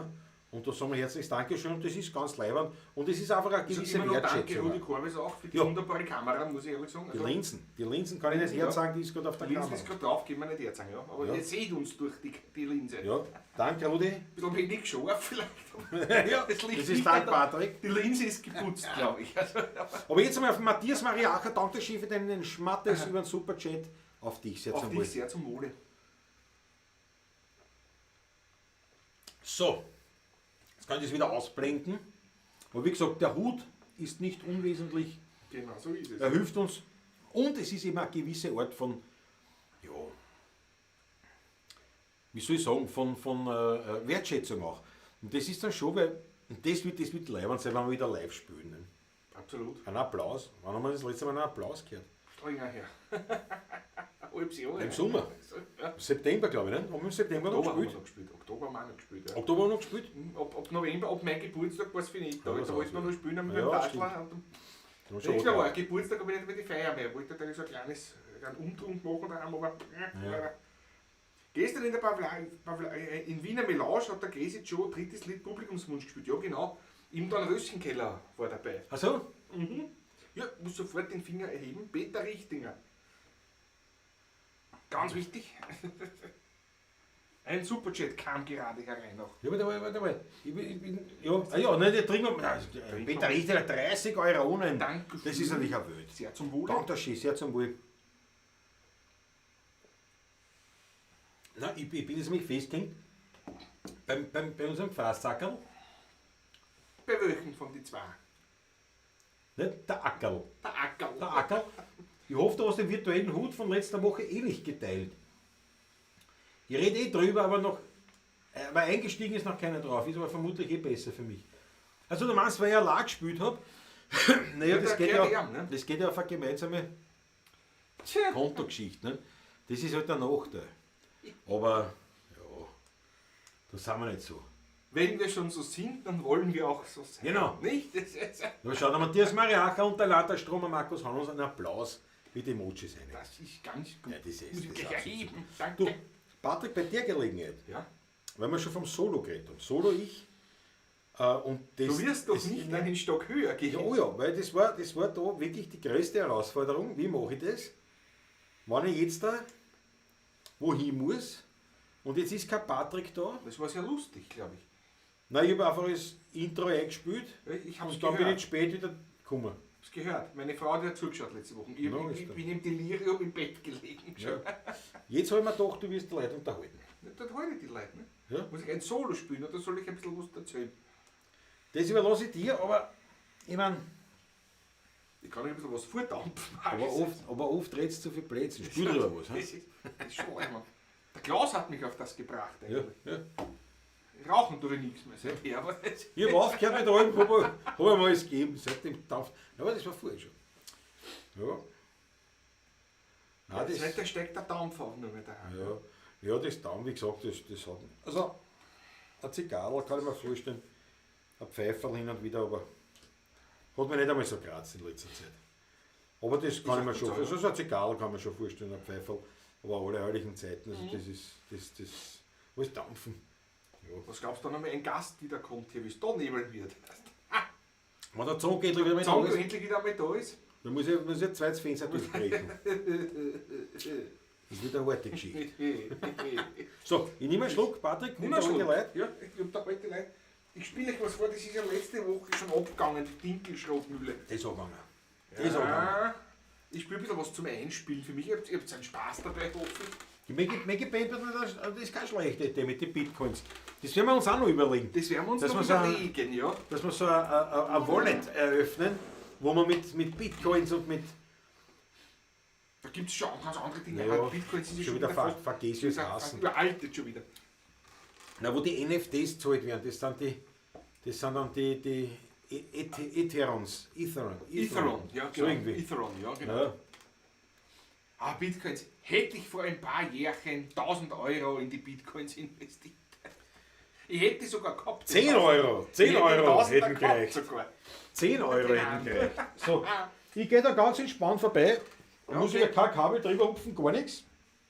Kein Stativ, das mir im Weg Es liegt steht. ein einziges dünnes Ja, Kabel also, da. das ist Irgendeiner gefährlich. fliegt über das sicher drüber Das ist und gefährlich. rammt damit alles an wahrscheinlich. Das kommt sicher. Ich bin überzeugt davon. Wenn so botschert wie wir es fahren, also, oh, ich muss sofort den Finger erheben. Also, ich sehe gerade einen super Chat. Michael Schimpel, danke dir herzlichst.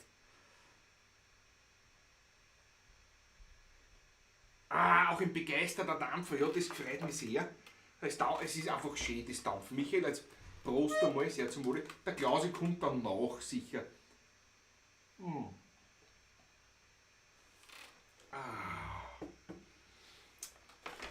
Spül ich einmal was Schönes vor. Das Instrument ist teuer für das, dass so wenig in der Pawlatschen gespielt wird. Wenn wir live spielen, wird es öfters gespielt, nicht? Aber der Pawlatschen so wenig und für die eine Nummer ist eigentlich ein sehr teures Instrument, aber das macht nichts. Geben wir es auf.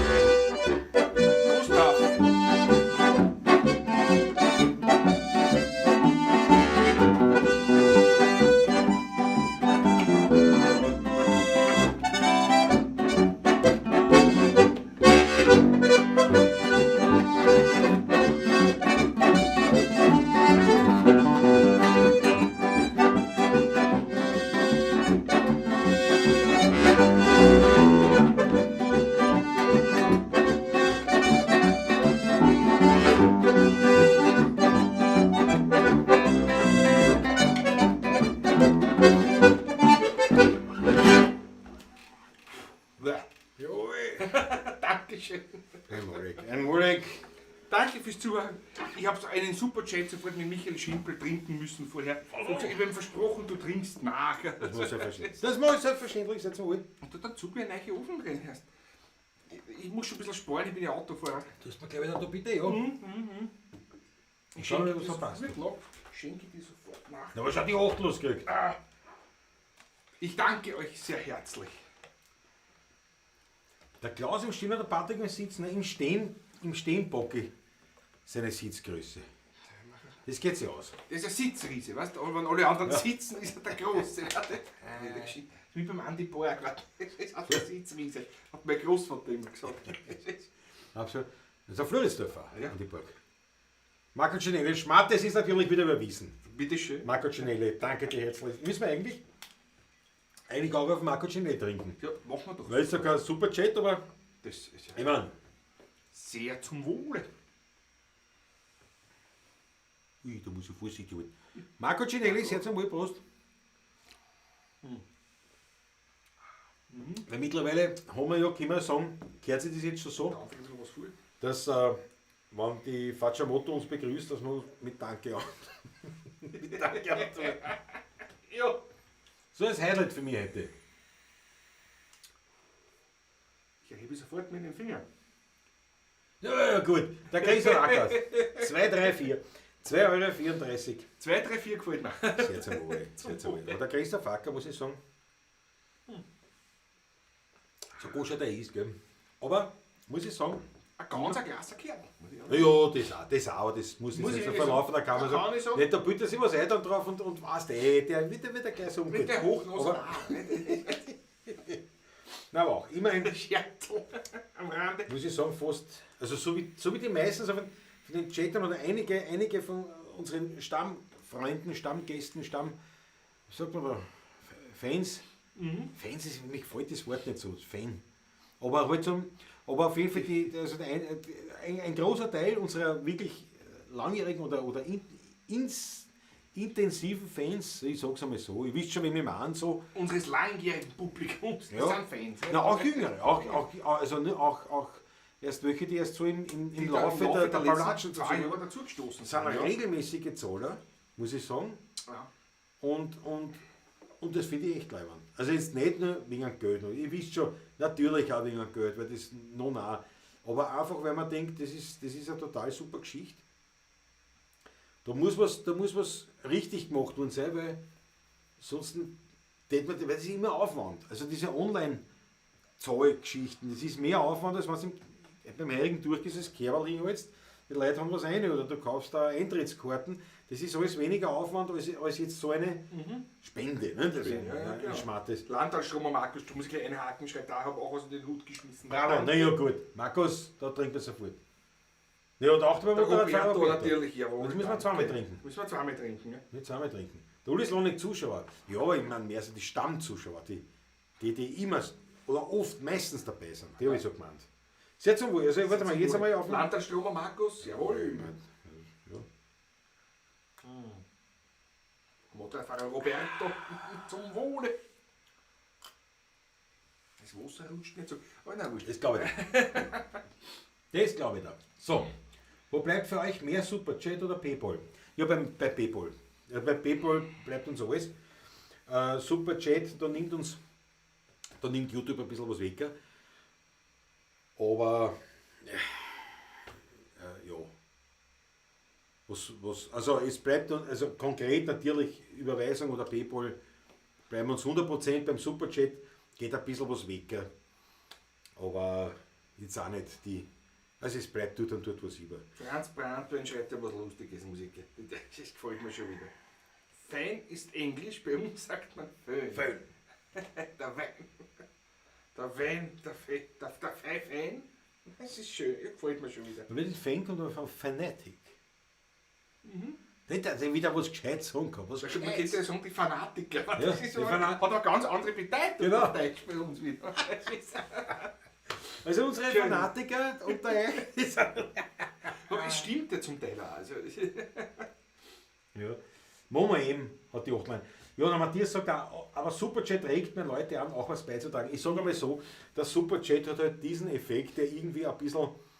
Der Superjet kommt dem Kerl-Geld näher als das andere, weil es einfach. Das hat. Weil es auch jeder mitkriegt und weil das irgendwie so.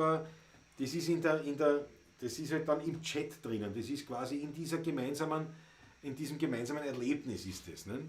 Das ist der Vorteil vom Superchat. Und ob da jetzt ein paar Match angenommen werden oder nicht. Mir persönlich ist es wurscht, wir freuen uns ja wirklich über jede Wertschätzung in der Richtung, aber Absolut, konkrete Antwort auf die Frage ist, Mehr bleibt bei PayPal, ne, mehr, 100% bei PayPal und Überweisung kriegen wir 100%. Genau so ist es ja. Da ein bisschen weniger. Genau so schaut es aus, ja. So, der ist der Wacker, sagt der Superchat ist dafür da, um die Buben am Trinken zu halten. PayPal zum Spenden, so halte ich es zumindest. Ja, stimmt. Der Christoph Wacker hat immer in Net schaut er rein ins Kerl, dass wir immer was trinken müssen. Und die Millionen schmeißt er uns dann aufs Konto. Ne? Die Millionen, ja. Naja, halt. Die Steuerfahndung, die wird keine Millionen finden. Die Steuerfahndung kann kommen. Da kann nicht das. Die Steuerfahndung kann kommen. Wenn wir sagen, jetzt machen Sie auf die Tür, so, ich kann ihn nicht aufsperren, ich kann mir keinen Schlüssel leisten. Ich kann ihn nicht reinlassen. Nein, ist er jetzt. Ich dampf gleich noch. Herrlich. Also ich muss eins sagen, geraucht habe ich nicht viel. Also so 1-2 Backen in der Woche, vielleicht 3 Backen. Beim Dampfen, also das ist jeden Tag. Ihr seid wir waren beieinander, dann hast du 2 Packen am Tag noch. Du 4, nicht? Aber das war's ja. Nicht, aber 3 wäre schon. Ja.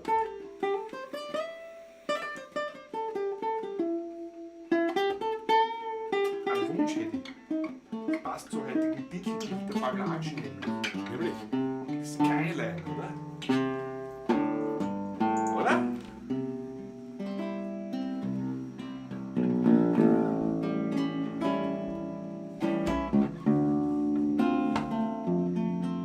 Da muss ich stimmen. Ja, es ist Jetzt ist es soweit. besser ist es, ja. Ich muss bei der letzten Nummer schon gedacht, aber das ist Es ist eine leichte Verstimmung und dann sind wir auch grantig alle miteinander. Das Bild habe ich schön ausgesucht, gell? Für die traumhaft schön. Von der alten Donau weg ist es. Nicht von mir, sondern ein Stockfoto, wie man so schön sagt. Aber es gibt ja wahnsinnig viele Skylines in Wien. Du hast so viele Möglichkeiten, so unterschiedliche Skylines zu sehen. Ja. Das ist ein Wahnsinn. Ja. Für das, dass wir nicht so viele Hochhäuser haben für eine heutige Stadt, aber das ist erstaunlich. Und dann gibt es auf der Donaufelder Straße gibt's den Donaufelder Hof. So wie jetzt Haus, letztes Jahr. Richtig, ja, genau. Oder vor 2 Jahren neu übernommen worden, aber ich glaube letztes Jahr neu übernommen worden. Und ganz in Ordnung, gut bürgerliche Küche, sehr in Ordnung, aber die haben einen Hof, also einen Hof. Die haben dann so diesen quasi also ja, es ist eigentlich der Garten, der Gastgarten, nur es ist so, dass dahinter dann nur Felder sind, Richtung Alte Donau, das sind nur Felder. Darum Donaufelder Hof ist gut. Ja, naja, es ist ja. Und dann hast du die Skyline hinter der alten Donau. Ne? Aber das ist natürlich ein Wald, da steht ein riesengroßer Kastanienbaum, glaube ich, ist es. Und du sitzt und schaust über die Gemüsefelder, nicht, was wir da.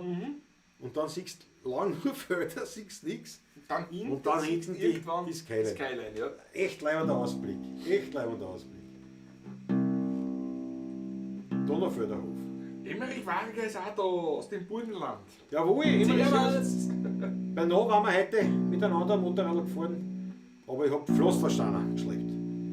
Bist du gescheit, das war Hoppen. Und das Wetter hat uns nicht.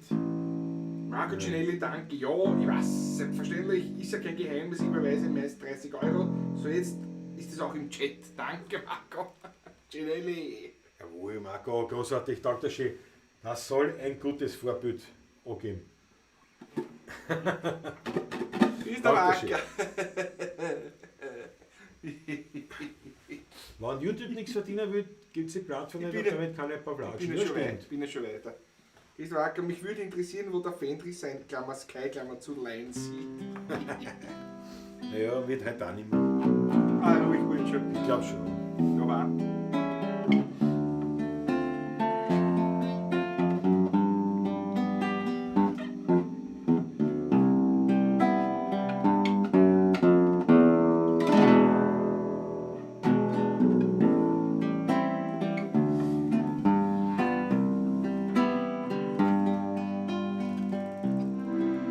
Skyline von Wien, du lebst in mir drin. Es kann kommen, wer will, dem macht keiner hin. Du beruhigst mich und du bist mir vertraut. Du bist so mächtig, manchmal auch zerbrechlich. Skyline von Wien, du bist die schönste Wienerin. Den Neiden und Heuchlern hast du immer verziehen. Bin ich einmal fort, brauch ich kein Souvenir. Skyline von Wien, du lebst tief in mir.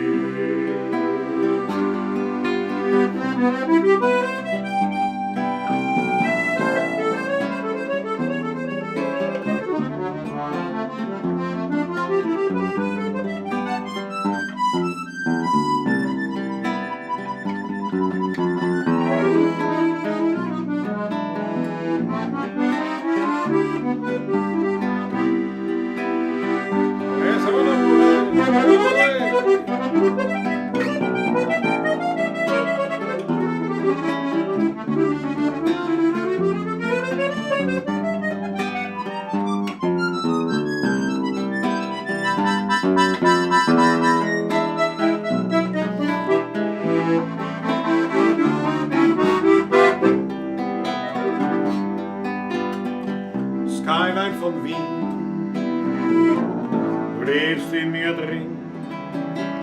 Es kann kommen, wer will, dem macht keiner hin. Du beruhigst mich und du bist mir vertraut. Du bist mächtig, manchmal auch zerbrechlich. Skyline von Wien, du bist die schönste Wienerin. Den Neidern und Heuchlern hast du immer verziehen. Bin ich einmal fort, brauch ich kein Souvenir. Skyline von Wien, du lebst tief in mir. Ich sitz hinan.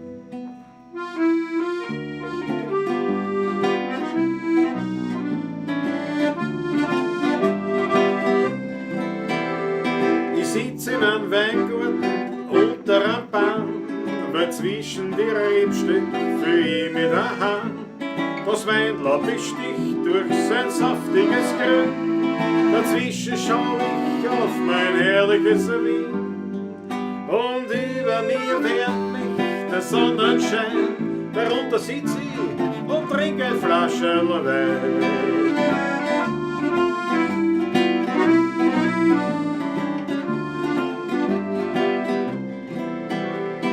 Vogel, die zwitschern, so lieb durcheinander. Ein Frauenkäfer kraxelt ruhig auf meiner Hand.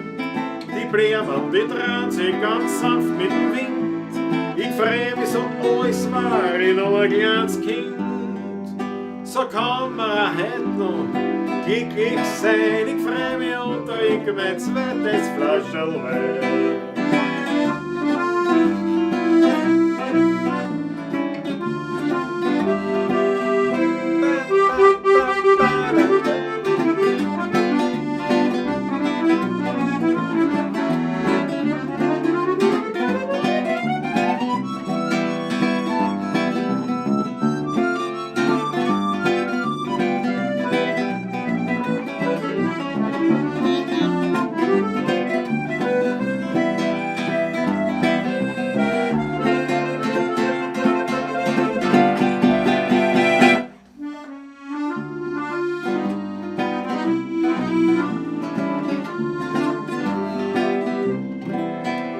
Vom Räscherl berauscht, vom Weidel, schau ich auf zum Mond. Der lächelt mich an, weil mich ist er schon gewohnt. Die Kriegel, die Zirpen, alle mir vor. Beim Herrgott bedank ich mich für die Natur. Dann hol ich mein Glasl zum Kerzenschein und trink mein letztes Flascherl Wein. Und trinke mein letztes, wirklich letztes, für heute Flascherl Wein.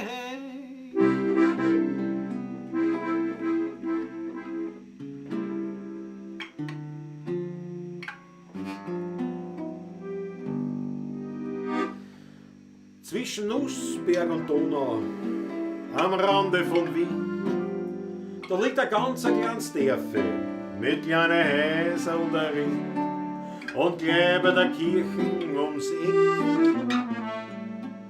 Da liegt die Buschenschanktaschler versteckt.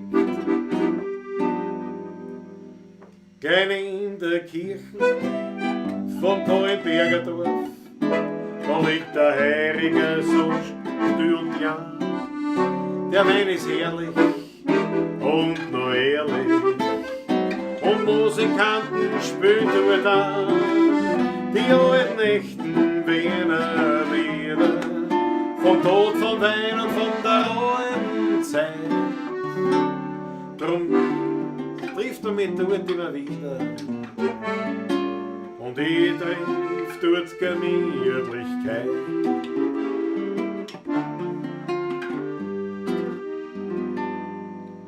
Dort ist noch nichts neu, nicht modernisiert. Vom Essen das Beste findet man dort garantiert.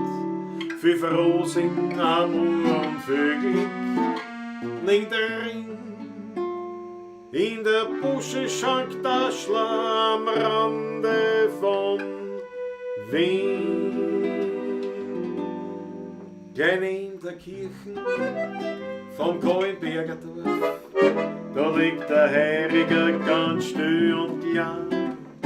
Der Wein ist herrlich und noch ehrlich und Musikanten spielen dort an die alten echten Wiener Lieder vom Tod, vom Wein und von der alten Zeit. Drum findet man mich dort immer wieder und ich find dort Gemütlichkeit. Bitte darum, jawohl.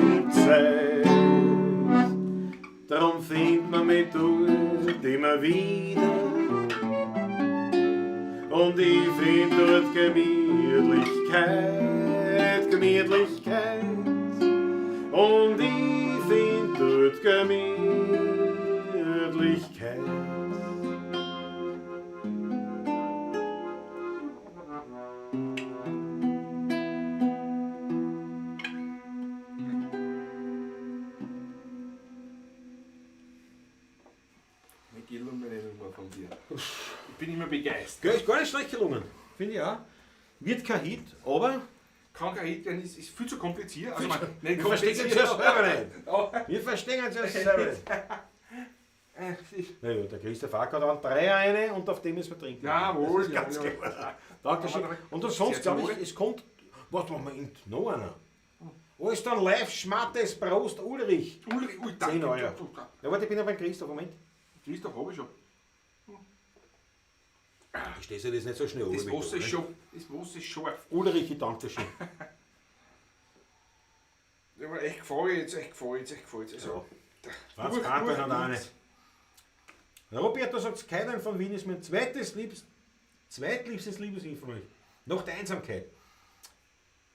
War ein Mega-Medley. Dankeschön. Ja, dann werden wir die Einsamkeit auch noch machen müssen, ist Ja. ganz klar.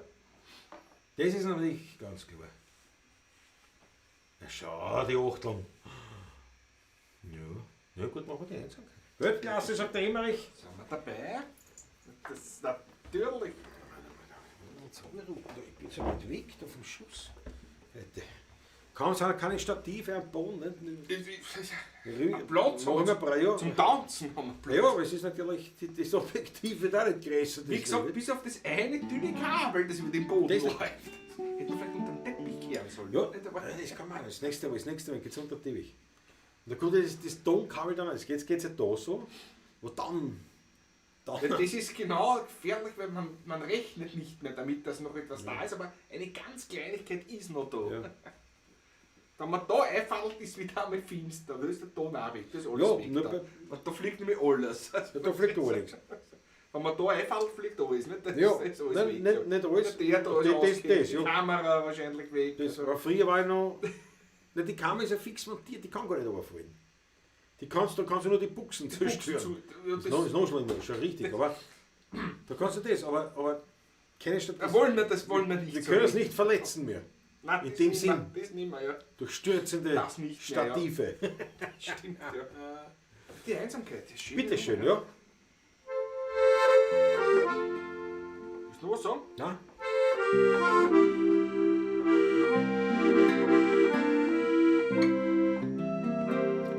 Man kennt fast sagen, zu jeder Zeit. Spül ich den Trottel für die Leute. Und manches Mal platzt mir der Grauen. Da geht ein Wurstel, ich der Schlong, den Kasperl spielen. Das stört mich nicht. Danke meinem Freund, der zu mir steht. Ein guter Freund hat immer Zeit. Mein bester Freund heißt Einsamkeit. Und bin einmal ganz allein. So sind wir dennoch immer zwei. Ich und mein Freund, die Einsamkeit. Mit ihm bin ständig ich zu zweit. Und wer mal allein sein, dann lad ich mir ein paar Freunde ein. Wenn ich wohin komm, da sagt man gleich, unterhalt mich, komm ich lade dich ein. Und so macht mich Hetze ungeniert und krieg meinen Rausch so finanziert. Und so lachen wir beim Weinfeiern. Aber am Ende bleibt man nur ein Freund. Ein guter Freund hat immer Zeit. Mein bester Freund heißt Einsamkeit. Und bin einmal ganz allein. So sind wir dennoch immer zwei. Ich und mein Freund, die Einsamkeit. Mit ihm bin ständig ich zu zweit. Und will einmal allein sein, dann lade ich mir ein paar Freunde ein. Und hat das Leben das End mir braucht und kein Mensch mehr über mich dann lacht. Also mach die Augen langsam zu und geh allein nicht dann zur Ruhe. Aber einer gibt mir noch Geleit. Es ist mein guter alter Freund, die Einsamkeit.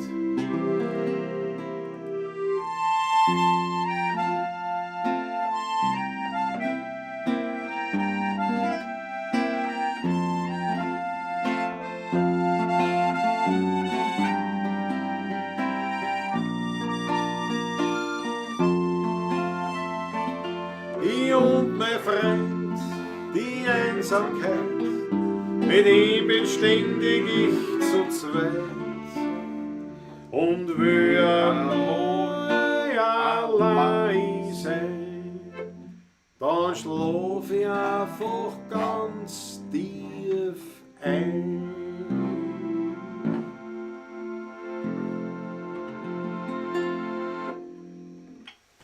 Auch wieder gratuliere an den Komponisten und Texter. Dankeschön, Dankeschön.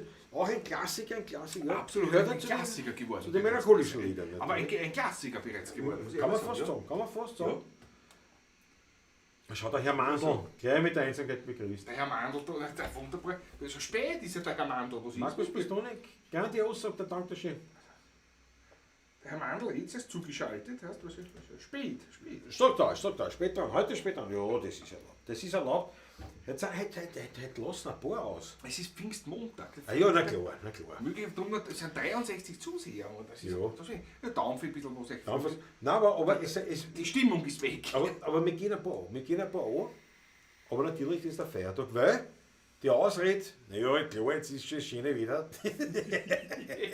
Das ist Ja, für einen Motorradfahrer ist es aber wurscht, weil es sind sicher viel unterwegs gewesen. Ja, aber trotzdem. Aber nein, ich bin froh, dass ich nicht gefahren bin. Also ich habe zwar ein paar gesehen, aber die meisten Motorradler habe ich heute gesehen auf der Autobahn und ich dachte, okay, die schauen alle das heimkommen. Möglichst schnell heim, ja. Das war sicher nicht leimend gewesen. Wenn ich dir eine Überweisung schicke, muss ich bitte wissen, auf wen das Konto läuft. Du, nein, muss man nicht, oder? Oh ja, na 16er Burm. Also da kannst, ist der Verein 16er Burm, glaube ich. Aber warte mal, steht das da nicht dabei? Nein, virtueller Hut steht nur der IBAN.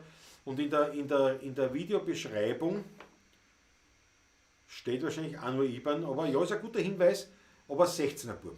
Also 16er Burm stimmt. Aber der IBAN müsste normalerweise reichen. Normalerweise müsste es reichen. Ja. An sich Eben, müsste ja. es reichen. Wenn das Aber andere- bei manchen, Ja, es kann schon sein, dass okay, manche das so eingeben. Okay. Und da muss man, aber also das ist tatsächlich, lautet dieses Konto auf 16er Burm, wenn man streng nimmt auf Verein 16er Burm. Aber ja. Ich greife schon zum gespritzten Glasl so jetzt da.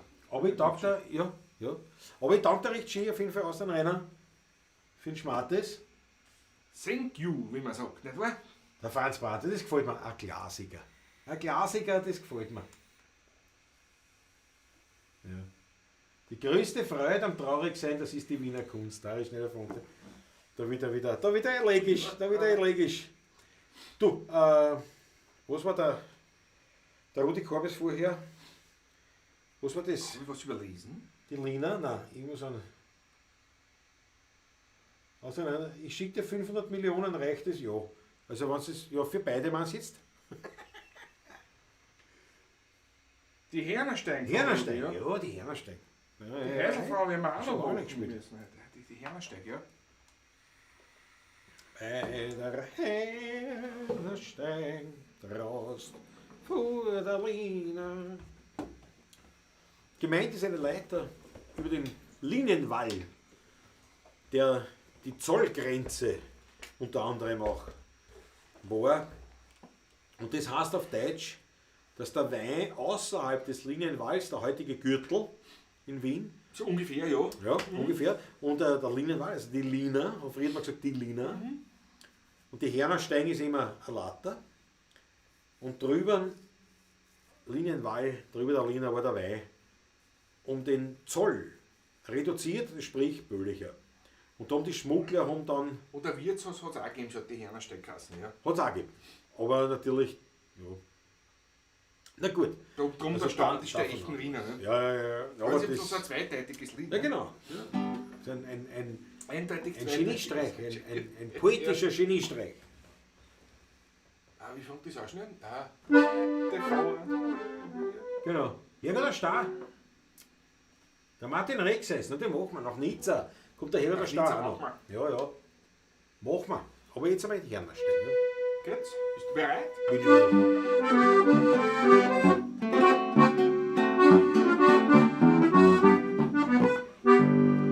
Heute fahren alle wieder nur umeinander. Keiner hat Zeit für einen Musikgesang.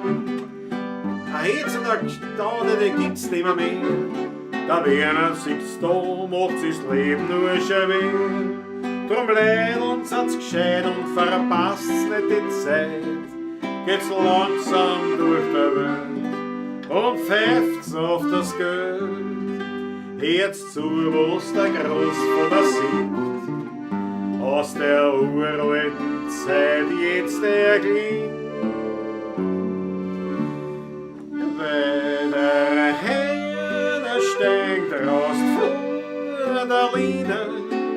da wo der Stand ist noch, der rechten Wiener. Den Sandmann Pfeffer stets benannt, das Meer schon Pfeffer in der Hand, mit ein goldner Schäferl drin in Ohren. Man kennt fast glauben, so sind's geboren. Und der Liebe süßer Schamé ist gering. Ja, ja, so wollen sie Alten gewinnt. Schön muss doch wirklich im Himmel drum sein. Petrus, ich bitte dich, geh lass mich hinein. Ich möcht gern schrammen mit Brandmeier Herrn, weil der Werner herund hat euch heute noch gern. Ein Engel führt mich in einen goldenen Raum und dort hab ich's dann gehört, oh seliger Traum. Und wie ich dann unter bin wohl, ob mein Wernerlied die Deutsche wohl. Bei der Herne steigt Rost vor der Lina, da wo der Stand ist noch der rechten Wiener, mit dem Sandmann Quandel fest benannt, unser Meer schon Pfeffer in der Hand, mit einem goldenen Schräferl drinnen tun. Ja, man kennt fast glauben, ja, so sind's geboren. Und der Liebe süßer Schmäh ist gereint. Ja, ja, so waren's die Alten gewesen.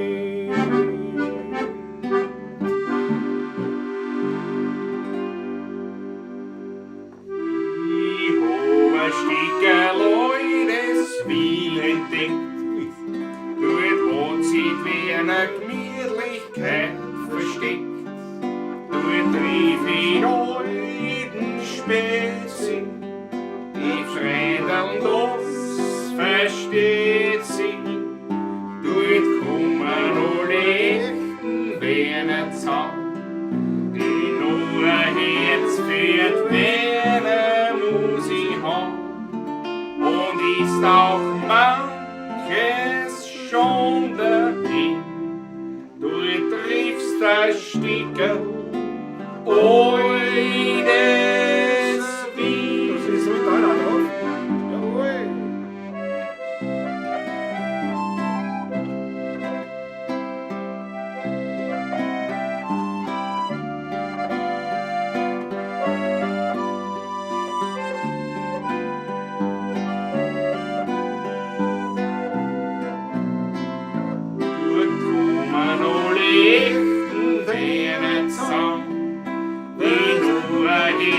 Für Werner muss ich haben, und ist auch manches schon dahin. Dort finster Stickel, oi des Wien. Vor 20, 30 Jahren, da war am Kirchknurr allein. Hat's uns nix wie saubere Buben und saubere Dirndl gehen. Und haben's wo tanzt und umgestrampft, das war ein gewisser Freund. Da singst das Morgen halt da zum alles noch gern gesunde Leid. Wann der Resikattel gesungen und es war gewiss kein Pflanz. Kicke, Tanz und Lieder, wo man von den Dirndl gewandt. Der dicke Peppe Karl und der Franzl, alle drei.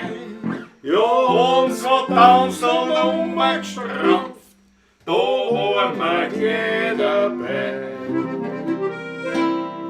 Heut geht's wenn's Singen schwer, wir haben keine Stimme, nein, wir nicht, dann wir nicht so, wir sind aus Heu und Stroh. Jo, jo, mir geht's schon, da muss Fühler sein. Wir haben auf der Welt keiner mehr Geld. Jawohl. gut, Spontan Potpourri. Nein, aber die erst. Ja, aber die haben alte Stückerl wie entdeckt und das. Das hab das. Ich hab mir gedacht, ich spiel's einfach, Ja, aber du leider. spielst schon mit. Was Ja, ich mir gedacht, wenn du so einen Text kannst, das haben wir nie gespielt. Das haben wir irgendwann einmal in einem, haben wir das kurz einmal. her. Aber Das das ist hat mir mich unlängst gar eingefallen und ich hab mir gedacht, das ist ja so eine schöne Nummer nicht. eigentlich. Ja, eine super Nummer. Wirklich schön. Staumeier Gruppe, da ist es erst Ja. einmal gehört. Das ist- Aber mit ja. Text haben wir gedacht, uiuiui, wie komme ich da? Ja, da fällt da die Achteln fallen rein, das ist ja wunderbar. Herz. Ja, ist eigentlich ein Wahnsinn. Das ist ein wahnsinnig danke. Die Lina war ein geiles Wirtschaftskonzept. So sind die Vororte zu Geld gekommen und letztendlich mit denen unseres tollen Wein Wiens geworden. Ja, absolut richtig. Ja, genau. Der Landtagsstrom sagt, es fehlen noch Daumen. Es fehlen noch Daumen auf. Jawohl. Super, Markus, danke. Na, Rudi Achtel. Und heute fahren sie nach Hagenbrunn, weil sie in Stammersdorf keinen Parkplatz finden. Ja, es ist. Genau die Zeit, die ist halt heute so, ja. Ja, der Philipp Zach ist wirklich Sport, ja. No, ja, ist ja sehr, was heißt das? Sehr Was habe ich versäumt, du, im Wesentlichen? Im Wesentlichen Ein Liter Wein. viel gespielt haben wir, aber Ein Liter Wein als Versand. Ein Liter Wein, das muss man ehrlich sagen. Aber ansonsten sind wir noch quick fidel dabei. absolut, Ja, ja. du, ich muss jetzt eine offizielle Frage an die machen, weil dann können wir das so ankündigen. Auch gleich. Glaubst du, könnte man nächsten Montag in meiner Klause agieren? Es ist folgendes, meine liebe Frau ist nächste Woche in Urlaub. Eieieiei. Das ist gerade blöd, das ist gerade blöd. Ich wollte mir schon vorschlagen, ob der nicht zu mir kommt. Ah, das ist blöd, das ist blöd. So blöd. Na, da können wir noch nichts verkünden. Das ist jetzt eine blöde Geschichte, du fragst mich spontan. Die Elisabeth ist Urlaub. Mein Bruder ist auf Urlaub, mein Bruder hat Okay. Geburtstag am 2. Juni. Ist das nah? Wer macht der Festel? Darf er ja, darf Ja, macht du ist nichts, Was heißt- geplant jetzt. Das ist ja kein Runter oder was, ne? er. Ja, ist ja wurscht, aber Ist ja jetzt Ja, eine blöde Frage. er kann ja Essen und Trinken spendieren, nicht? Ich meine, ist ja Wahnsinn. Andererseits, wenn die Lise in Urlaub ist, ist sie vielleicht eh ganz froh. Nein, wir Wenn sie die mal einen Zettel nicht sieht. Ich meine, das ist schon nicht ganz falsch. Aber nein, wir werden das noch abklären. Wir werden das noch klären. Von wo wir es machen. Aber wenn Wir du werden draußen das bist, komme ich raus. Vielleicht komme ich wirklich nur hinaus am Abend und fahre nächsten Tag zeitig in der Früh wieder. Ja gut, das kann man. Oder so. Aber schauen wir mal, Ja. wir haben ein bisschen was vor. Wenn das Wetter endlich besser wird, wir warten drauf schon seit 2 Das Wochen. ist aber sehr naiv. Ist sehr naiv. Ja, Wir hätten einige Umbauarbeiten noch im Ja, ja. Außenbereich vorher noch wieder. ich verstehe. Und Ich nachdem wir verstehe. nicht spielen noch in der Woche nämlich, also Eben, da war ich eben noch drum. nicht, also man weiß was kommt. Also, ich meine, ich bin für alles offen. Ja. Ne? Dann haben wir gedacht, okay, können wir ein bisschen was planen. Ja, eben, deswegen habe ich mir rausgehauen. Aber ich sag, das können wir noch besprechen. Aber wir werden, Ja, klar. wir werden sagen, aber es könnte sein. Könnte Theoretisch sein, wäre es könnte möglich, sein, ja. dass irgendwo stattfindet oder sogar bei dir. Vielleicht kommt die Elisabeth mit. Vielleicht kommt die Schauen wir mal. Elisabeth Schauen wir. Ja. Jetzt dürfen wir ja, es gibt ja keine Einschränkungen mehr. Ich meine, nicht, dass uns das Nicht, vorher dass uns das- sonderlich Aber- aufgehalten hätte, aber man hat sich halt gehalten, nicht, wenn wir anständige Bürger sind, nicht wahr? Quasi mehr oder weniger ansatzweise. Aber Ja, Wir das werden werden wir sehen. noch besprechen. Aber es Das haben wir wird- nicht aufs Glatteis geführt. Ich ja, ich hab mir gedacht, bin das ein ehrlicher Mensch. Das halten wir so rein. Nicht? Aber das heißt also entweder, im Prinzip entweder in der Klause oder Der Christoph Acker, Entschuldigung, von dir. nein, Ja, der was Christoph Acker meinte gerade, wenn die Lisi auf Urlaub ist, dann streamt die Eiweiß, aber da müsste der Klausi aus der Klause. Wieso die aus der noch Klause? Und das ist jetzt schon ein Brader wegen dann wieder. Gut, den muss ich Aber auch geht fahren. auch. Muss ich Muss auch, auch. ist ja wurscht. Muss auch fahren, aber aber ich er meine, fällt das sowieso schon aus. Da Ja. muss ich dann doppelt. Ja, das ist ja. Dann sagen wir so, ich muss halt mehr Sachen mehr mitnehmen. Sachen mitnehmen. Das ist der einzige Unterschied. Ich pack die Quetschen ein, ein bisschen ein Gewand und das war's. Ne? Aber es ist auch machbar. Also wir Ja. werden uns das anschauen. Aber ich sage mal, zu So eine 99,9% wird es nicht von Donaufeld stattfinden. Nicht mit diesem tollen Setup. Jetzt habe ich die Wand abgebaut. Ne? Das könnte man aber in der Küche auch machen. Ja, sicher. Ja, sicher. Ein zusätzliches Loch, ein Lüftungsloch. Warte. Ja. Aber in der Kugel nehmen wir nicht auf. Oh ja, die Pavlatschen sind immer in der Kugel. Nein, die haben wir gemacht immer aus dem Gästezimmer. Aus dem Büro. Ja, einmal haben wir es aus der Kugel Die gemacht. letzten- Einmal. die letzten Male. Nein. Die letzten Male haben wir es Nein. immer aus der Küche gemacht, die Pavlatschen aus Wirklich der wahr? Ecke. Die letzten 3 Mal sicher. So oft waren wir noch gar nicht. Doch. Die schauen wir nach in die Pavlatschen. Die letzten, sicher, Ja, unten aus das der wird Küche. kontrolliert. Das wird Oben kontrolliert. haben wir es gar nicht so oft gemacht, 2 Mal vielleicht. Was heißt da Und die oben? anderen. Ich meine bei dir in Eiweiß. Also nein, ich rede ja von Schlägen. Wir reden aneinander vorbei.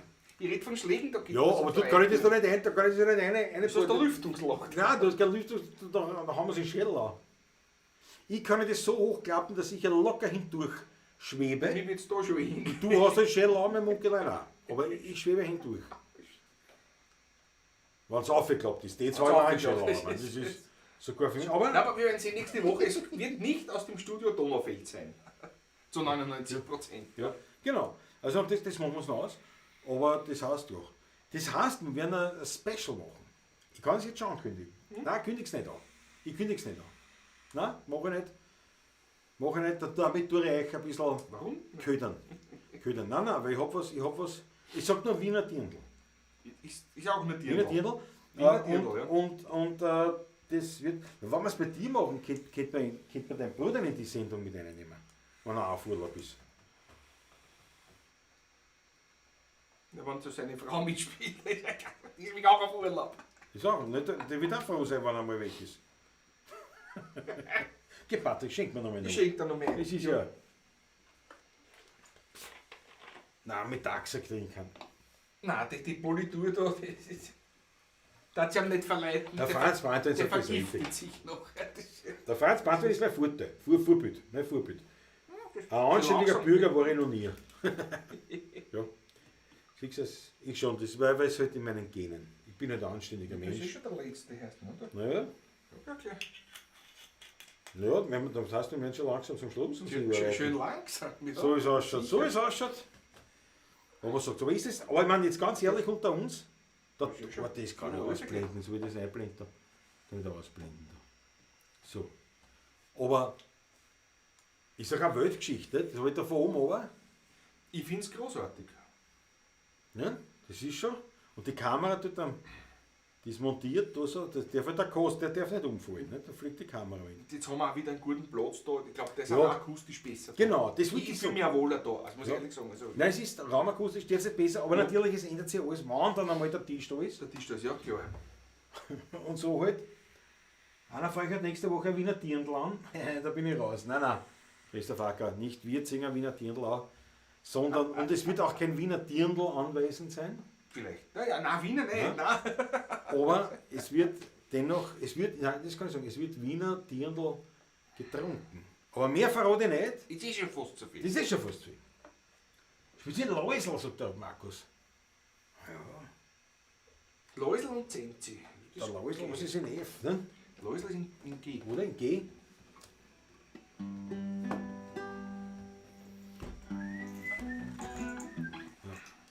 Eindeutig. Geht? Bist du im Anschlag? Ja.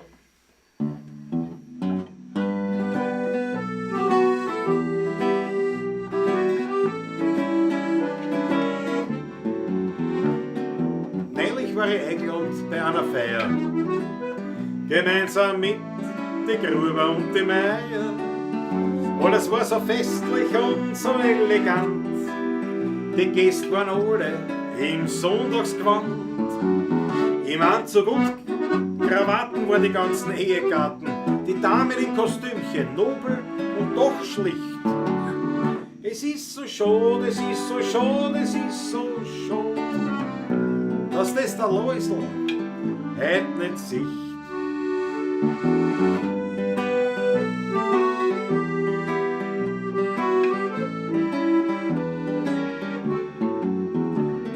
Am Anfang war die Stimmung noch ein bisschen flau, aber dann ist das Essen gekommen, na und schau, kaum waren die Händel und die Fleischlein und serviert, da hat sich keiner mehr geniert. Oder so hat sich gestürzt auf Schnitzel und den Erdäpfelsalat, na dass der Läusel nicht dabei war, ist wirklich schade. Es ist so schade, es ist so schade, es ist so schade. Allein schon wegen dem guten Erdäpfelsalat.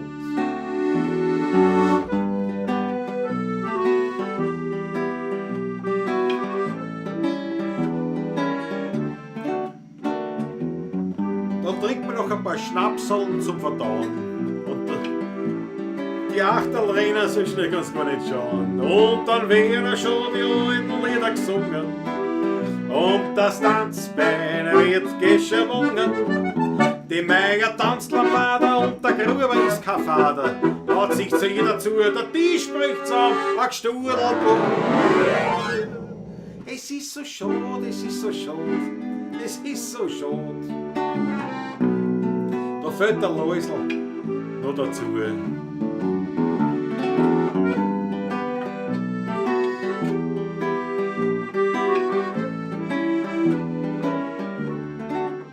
So ist dann gegangen bis in die Morgenstunden.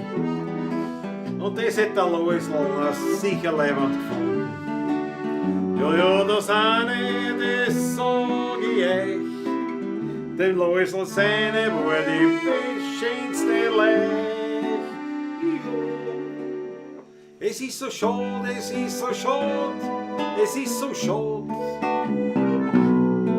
Aber der Läusel ist tot.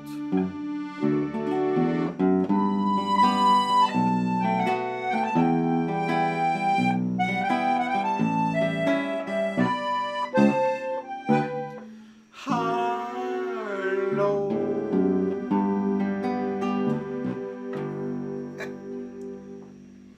Dass ich reinkomme. Also so vehement hat mein Körper noch nie in die D-Tour oder mit der. Jedes Mal. Weil das ja da vor dem aufhört in D-Tour. Ja, aber das dann oft Lieder. Aber da, das ist, der Körper hat mich gezwungen, immer wieder in D-Tour bin ich abgegangen. Und war nicht schlecht. Eine Hommage an Ludwig Hirsch war das. Und ja, die Achtel von einer. Die Musik ein Lied von Ludwig Hirsch, genau, aber der Text nicht, ja. Die Musik auch nicht, nein. Tatsächlich wirklich nur die ersten Töne. Da. Das ist die Oma. Und dann ist schon aus. Das war's. Da. Das ist schon bloß. Aber es war tatsächlich in Anlehnung an Ludwig Hirsch, also quasi als eine Hommage an ihn gedacht. Der Text ist von der Monika Kuri. Und so haben wir gedacht, das ist so eine Geschichte, das könnte eine dem Ludwig Hirsch würdige Nummer sein. Ist aufgenommen worden auf das Wiener Lied lebt, glaube ich. Ne? Oder Vorstadt Plus? Eins von den zwei, ja, genau. Kann leicht sein, Vorstadt Plus. Ich glaube auf der Vorstadt Plus, ja. Kann leicht sein. Marco Cinelli bringt es auf den Punkt. Weltklasse, sagt er. Dankeschön. Danke vielmals. Ja, pass auf, dann hätten wir noch. Ja, heute waren wir viel Lieder. Häuselfrau hätten wir noch. Ja. Ja, machen wir es doch. Ne? Da ist ein Wechsel heute. Wenn ich schon da Wechsel. Wenn ich es da habe, spielen wir es doch. Ja, Mama, ja. Spielen wir es da.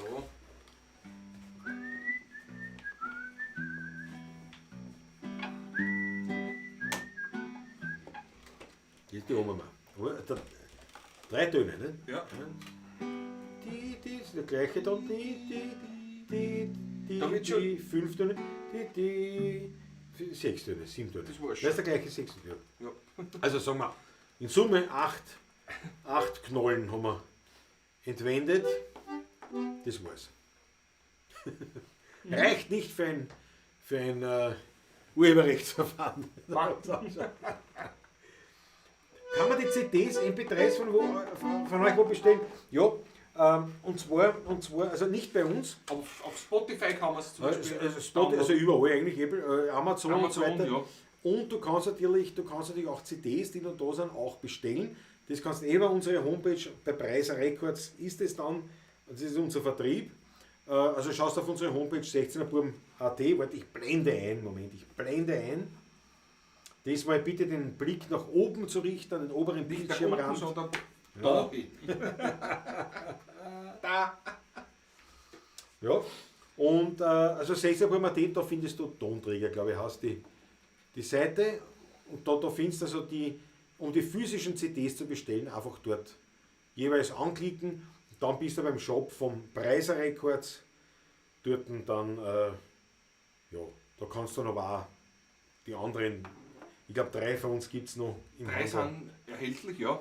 Und alle anderen dann halt als entweder auf Amazon als Download, nicht? Auf Apple Music, Spotify und wo es halt noch so als MP3 erhältlich sind. Das hat mich gefreut.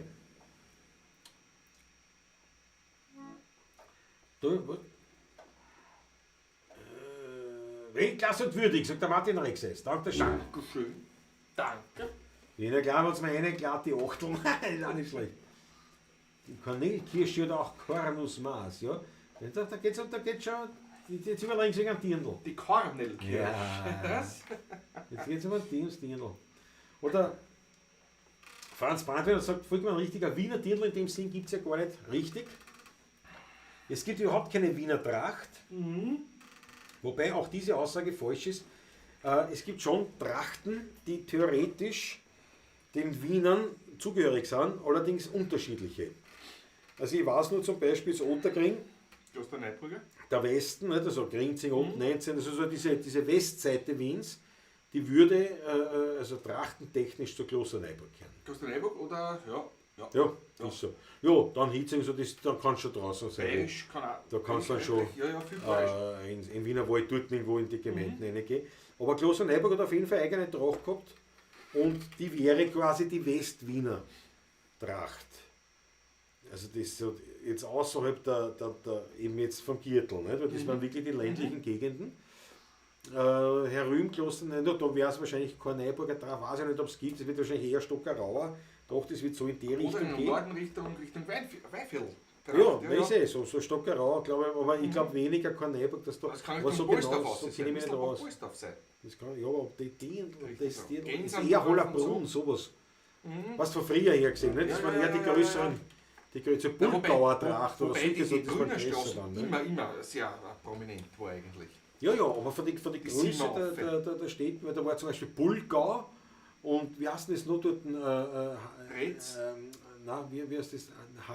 Hadres? Hadres? Hadres, ja. Also Hadres, also Retz sowieso war immer Retz, groß, ja, aber das war schon weiter oben. Aber Mhm. Pulgau, Hadres waren sehr große, wichtige Städte eigentlich. Also Städte, aber halt Gebiete. Und die Pulgauer Tracht gibt es zum Beispiel, das glaube ich zu wissen.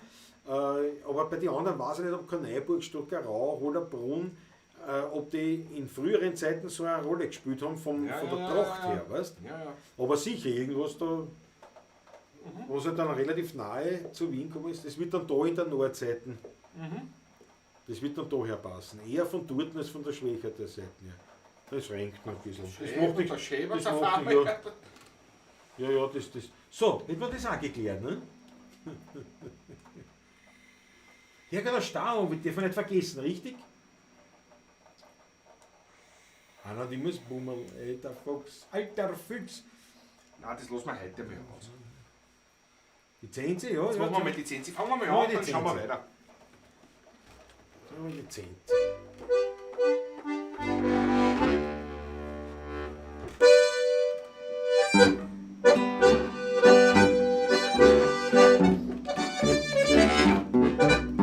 Sie kennt alle, die jemals am Friedhof dort wohnen. Künstler und Hakler, Generaldirektoren. Jeder tut sie friedlich grüßen, egal ob's groß oder klein ist. Dafür hat man ihr was ins Kerbel. Ja, da wird Zenze. Hört man gerne ein. Das ist der McDonalds.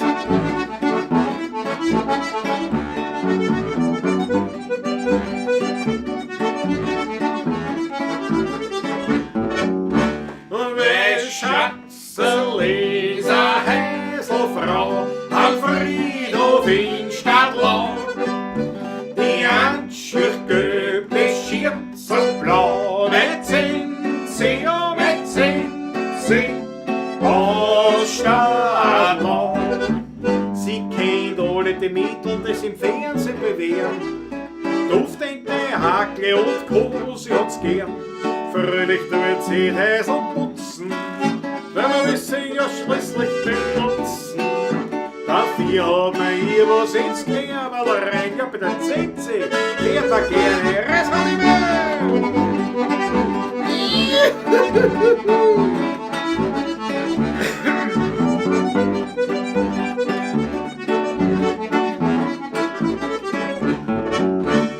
Mein Schatzenleser Häselfrau am Friedhof in Stadtlau, die Handschrift gelb, das Schürzen blau, mit Zinzi, oh mit Zinzi aus Stadtlau.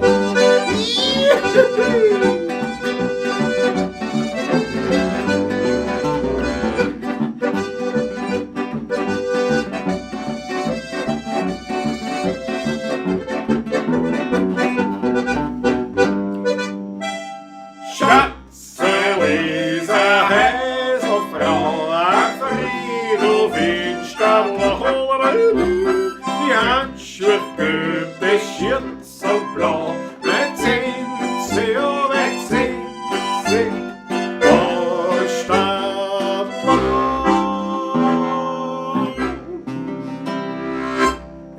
Jawohl! Weißt du, was habe ich da immer für eine Geschichte erzählt eigentlich? Das ist immer unterbrochen dann am Schluss. Was habe ich da Ja, erzählt? der Patrick hat jetzt eine neue Wohnstätte gegen die 10, sie ist ja so anhänglich, Ah ja, genau. also, dass sie mitgezogen ist. Nicht? Und Genau, das ist Häuserfrau in Kalau. genau. Ja, das habe ich schon wieder vergessen. Das brauchen wir bald wieder. Aber ja, das ist das Live-Spiel. Naja, du hast gesagt, im September, am Oktober sind wir das letzte Mal auftreten. Im Oktober, ja? Im Oktober sind wir das letzte Mal auftreten. Was haben wir da?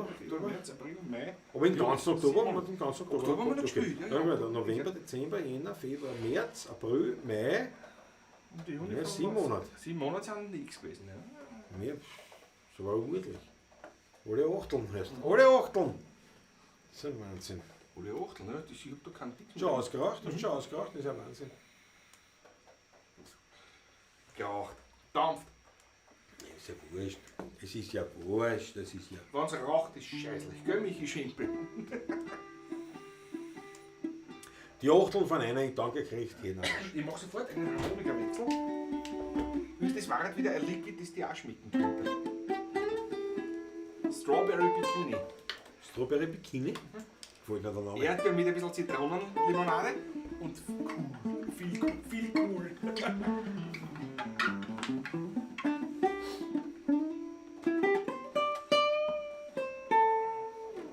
Jetzt sind wir beim der Hymne Sotte gehen. Ja.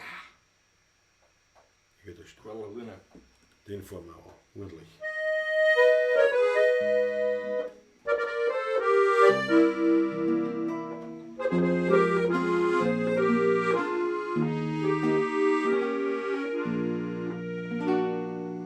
In Ottergren traust, in einem uralten Haus, in einem Hof in der Speckbacher Goss. Da ist der Jan ganz verstanden, seiner Zierde beraubt, ein Herrgott Star ganz verlassen. Ich hab ihn entdeckt und als Kind dort versteckt, mein Kindredl unter meine Stuhl. Denn die größer Buben wohnen auf die Stullen wieder an. Als Kindredl heben sie mein Stuhl.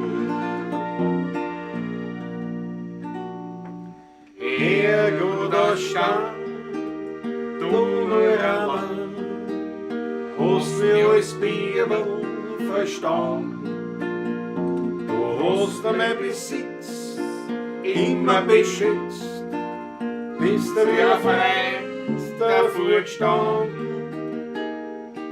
Oft hab ich gewarnt und mich an dich gelernt, denn Kindersorgen sind groß.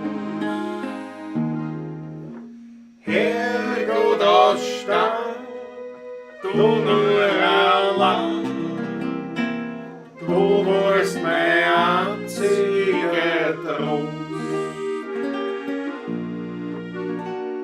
Ja, das ist schon lang her, von dem Haus steht nichts mehr, und Ottergren hat sich verändert. Heut wird überall Bau, all das Alte zerhaut, auch die Menschen, die haben sich geändert. Ich fahr öfters noch raus, denn meine Mutter wohnt raus, und wir ich so hingehen zu ihr. Da liegt ganz verlassen, zerschlungen auf der Straße, mein steinerner Herrgott vor mir. Herrgott ausstand, ich hab wir zwei, haben uns noch rechtzeitig gefunden. Du hast mein Besitz immer beschützt, bin dir als Freund stets verbunden. Ich trag die Hand und bieg den Song, sind deine Schmerzen auch groß. Herrgott aus Stahl, du Mann, du warst mein einziger Trost.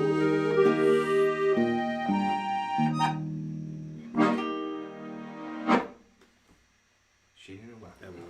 Die Ottergänger Hymne kann man sagen. Ja, Was haben wir da? Aus Strebersdorf bis ein Comet begrüße ich die Pavlacisti und wünsche mir das Startlied, bevor der Livestream losgeht. Ich habe es etwas umgedichtet. Es geht etwas so. Grüß dich Gott, Alter. Was, Georg Scheurer? Georg Scheurer? Vor deine. Jawohl. Aber wenn du zum Spielen anfängst, ist es wenigstens nicht wie im Fußball der Anfang vom Ende.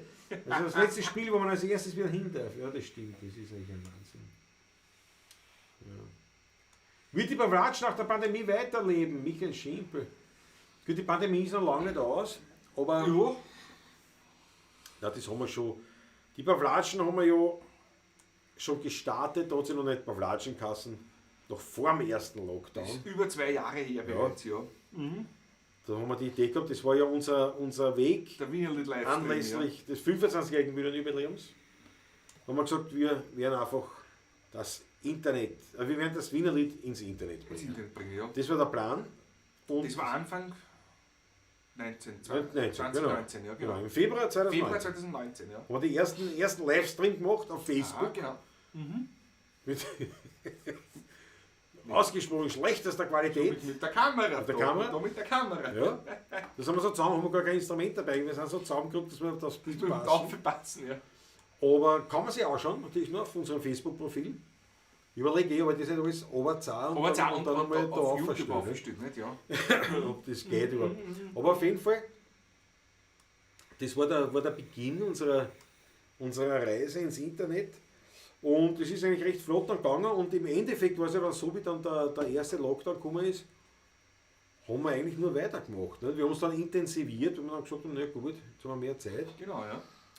Aber das war es ja tatsächlich, hatte eigentlich diese Erfindung mit der Mit Pandemie 25, oder mit dem mit nichts zu 25-jährigen Bühnenjubiläum Genau. uns eigentlich zu tun gehabt. Genau. Ja, genau. Aber es ist ja die Kultivierung dieses Livestreams ist einfach schneller gegangen aufgrund der Lockdowns, muss man sagen. Aber uns immer so, und das heißt natürlich, dass der Montag ist Pavlatschentag. Und das werden wir weiterhin durchziehen. Wir haben gesagt, wir werden uns stören lassen durch so große Sachen wie ein Philharmonikerball oder sowas. Aber eigentlich für das meiste wird der Montag tabu sein, weil da ist Pavlatschenzeit. Also das haben wir vor weiterzuziehen. Jetzt müssen wir rechnen. Jetzt haben wir heute die 70. Wenn wir jetzt jeden Montag, wie ja die letzten 2 Jahre auch, oder 1,5 Jahre, jeden Montag, das heißt bis zur 100. sind 30 Montage. Wann ist denn das? Schaut's nach an im Kalender, helft's mir. Wann werden die 100. Pavlatschen? Das geht um die Weihnachtszeit sein. Naja, sowas herum. Ja, Anfang nächsten Jahr ist schon, glaube ich. Nein, jetzt muss ich ja noch. Achso. Naja, Wochen sind es 52. Das wird eng. Das wird eng, gell? Ja. Das wird eng.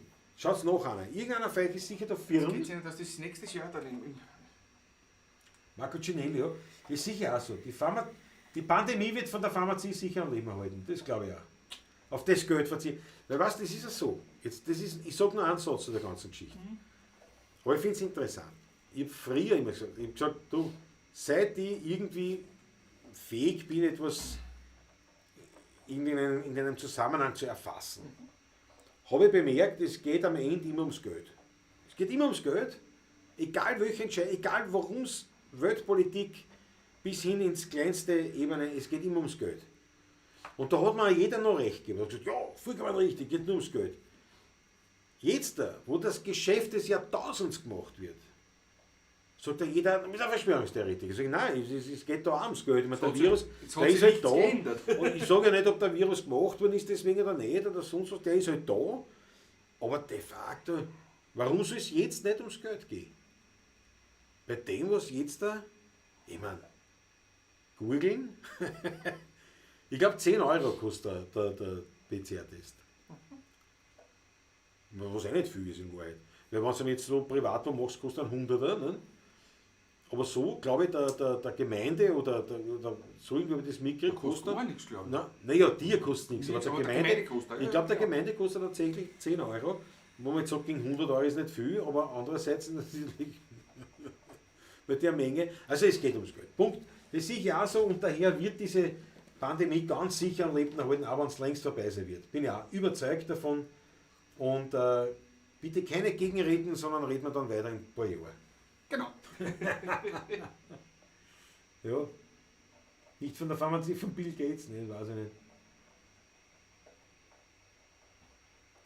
Genau, der Christoph Acker hat die richtige Zeitrichtung. Pawlatschen, Dienstag, Brennraum, Mittwoch. Was? Nein, Brennraum ist echt der Mittwoch. Brennung ist Du musst Mittwoch, sagen, Pawlatschen, Dienstag, Brennraum, Donnerstag. So gehört es eigentlich. Er hat sich korrigiert. Ja, Er ja, hat sich ja. korrigiert. Na gut, dann kommen wir schon langsam zum Ende. Im Krieg und der Pandemie ist alles erlaubt. Ja, und beim Heiligen. Wien Reise ist geplant, Sandras Musikautomat. Jawohl! Das wollte ich hören. Jawohl! Ja. Ja, im Prinzip kommen wir zum Schluss. Ich werde sicherheitshalber in Text herlegen. Ich glaube, dass ich schon auswendig kann, die Schlussnummer. Aber ich lege meinen Text her. Weil, da kann ich nämlich demonstrieren. Das sicher schon. Ich kann sicher, aber man kann demonstrieren. Ich hole mir den gar nicht, aber ich stehe auf Man kann jetzt hier wunderbar vorbeigehen. So, bewege mich da her. Da habe ich mein Heftel, ne? Jetzt komme ich wieder zurück. Ich kann sogar einen Sidestep machen, überhaupt problemlos. Problemlos. Da könnte ich meinen Scheller an. Das war das Einzige. Das habe ich heute schon gemacht. Habe ich heute schon zusammengebracht. Aber vor der Sendung. Und ich möchte eins auch sagen, ich meine nur, dass man das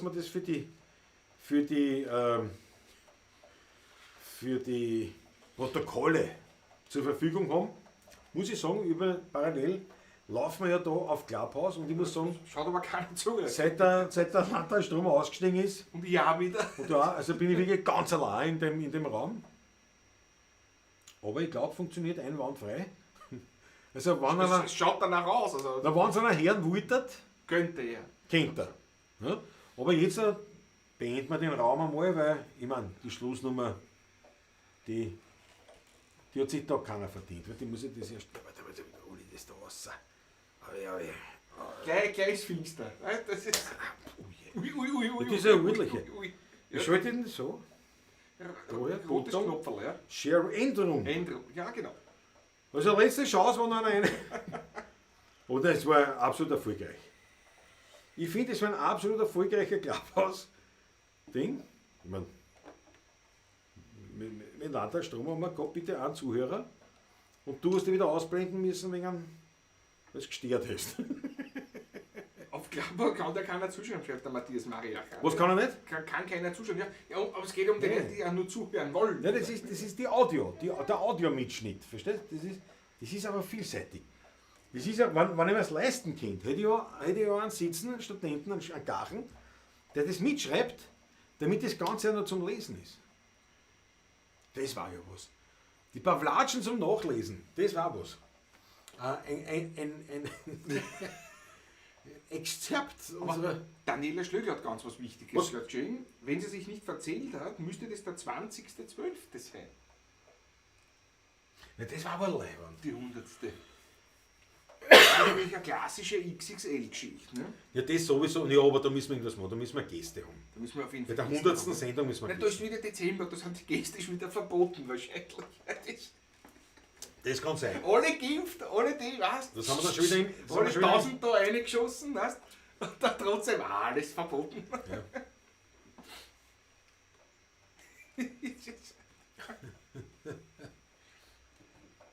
Danke für die kritischen Worte, das macht euch sehr sympathisch. Du, Gere 1.0, ich meine es nicht einmal kritisch, sondern das ist einfach eine Aussage, wie ich das sehe. Ich kann mich ja auch täuschen. Nur es ist halt so, ich denke mir auf der anderen Seite, ja, man sagt es halt und wenn's, nicht wenn es einer besser weiß, weil er glaubt, dass es besser weiß, das bringt nichts, sondern Ja, wenn man eines Besseren belehrt wird oder tatsächlich richtig gute Argumente dagegen sind, dann kann sein, aber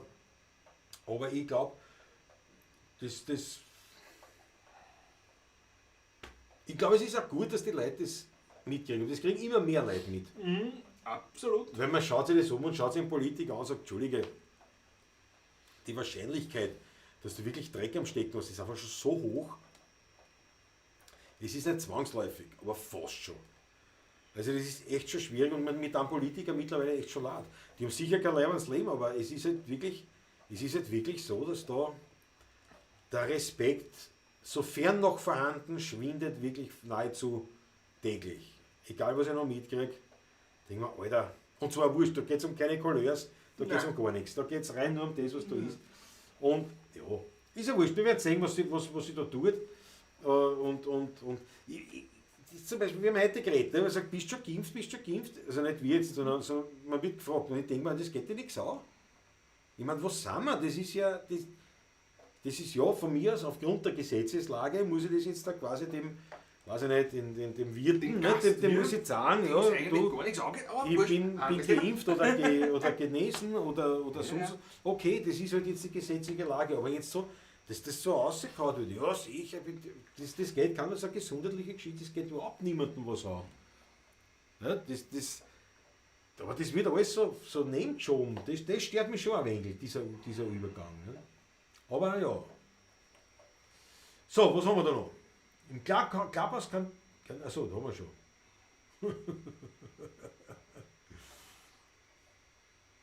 Ja. Ja, das A-Tippen war schon. Ja, so Fahrt, ich glaube ja. Das glaube ich da, Christoph, da bin ich nicht naiv, da müssen sie am Bein halt einfach zahlen. Da müssen sie knallhart Geld auf den Tisch legen und sagen, du musst das alles tippen. Genau. So wie im Parlament, weißt du? Mhm. Gut, der Größer, das Tagas Zonko, nicht der Zonko wird noch vor dem Dezember kommen, das ist sicher. Ja, Sandro, du musst dann bekannt geben, wenn du in Wien bist, dass wir zusammenkommen können. Jawohl. So. Ja, 2019 ist vorbei und die Zeit auch, ja. Ja, das wird anders werden jetzt, ja. Ja. Naja, sinnvolle Alternative, Christoph Acker, das ist immer, das kommt darauf an, wie man sieht. Also, das ist wirklich. Auch jeder wie er will, das ist was so ist. Und ich meine, jetzt darf ja keiner mehr Angst haben, sind schon so viel geimpft. Ne? Aber im Prinzip muss man jetzt ehrlich sagen, wenn wir mit Spülen gehen, also so wie ich das verstanden, wenn wir mit Spülen gehen, beim Heurigen wir spülen, und da kommen hier jetzt Geimpfte, Genesene und Getestete, dann sind ja eigentlich die Geimpften die Gefährlichen, weil die können ja einen Virus übertragen. Genau so ist es, ja. Der Genesene hat Antikörper, so wie ich das verstanden Der habe. kann es aber auch nach wie vor übertragen, je nachdem wie Naja, eigentlich nicht. Ja, je nachdem wie viel oder was. Aber an sich, der Genesene kann es am wenigsten übertragen. Am wenigsten kannst du Und der der übertragen, der getestet ist. Ne, Genau, kommt genau. darauf an, wie, mit was er getestet worden ist und wann. Aber theoretisch sind die Getesteten. Der Geimpfte ist da am Der stärksten. Geimpfte ist der gefährlichste. Gefährlichste sozusagen. Ja. Das ist lustig. Es ist ja eine Chutzpe. Ja. Um die Worten vom Rudi Aber, ich mein, zu aber sprechen. das ist ja drum ist ja der heurige Musiker grundsätzlich geeicht auf Wein trinken, weil da kannst du recht wenig holen, sagt Ich man. habe wieder zu wenig Wein drin letzte Woche. Was anderes fällt mir da, was ist denn das Rote da? Ist das Was ein denn? Akku oder was? Unterhalb der Kamera? Nein, das ist nur eine Ach so. Stativsache. Ja, Das schaut aus, als wenn das so ein riesen Akku war. Nein. Gibt es die Pavlatsch ohne Pandemie? Sagt er, ja, weil wie gesagt, die hat schon vorher gegeben. Aber natürlich, wie gesagt, sie ist natürlich schon kultiviert worden aufgrund des Ganzen, weil natürlich viel schneller, viel mehr investiert haben. Zeit, Geld, Ideen und so weiter. Das stimmt schon, aber es ist an sich ja, das ist im Februar 2019 entstanden. Ja. Die Livestreams gehen weiter, absolut. Das ist einmal wie. Ja. Der Matthias sagt, die Geimpften sollten auch Antikörper haben.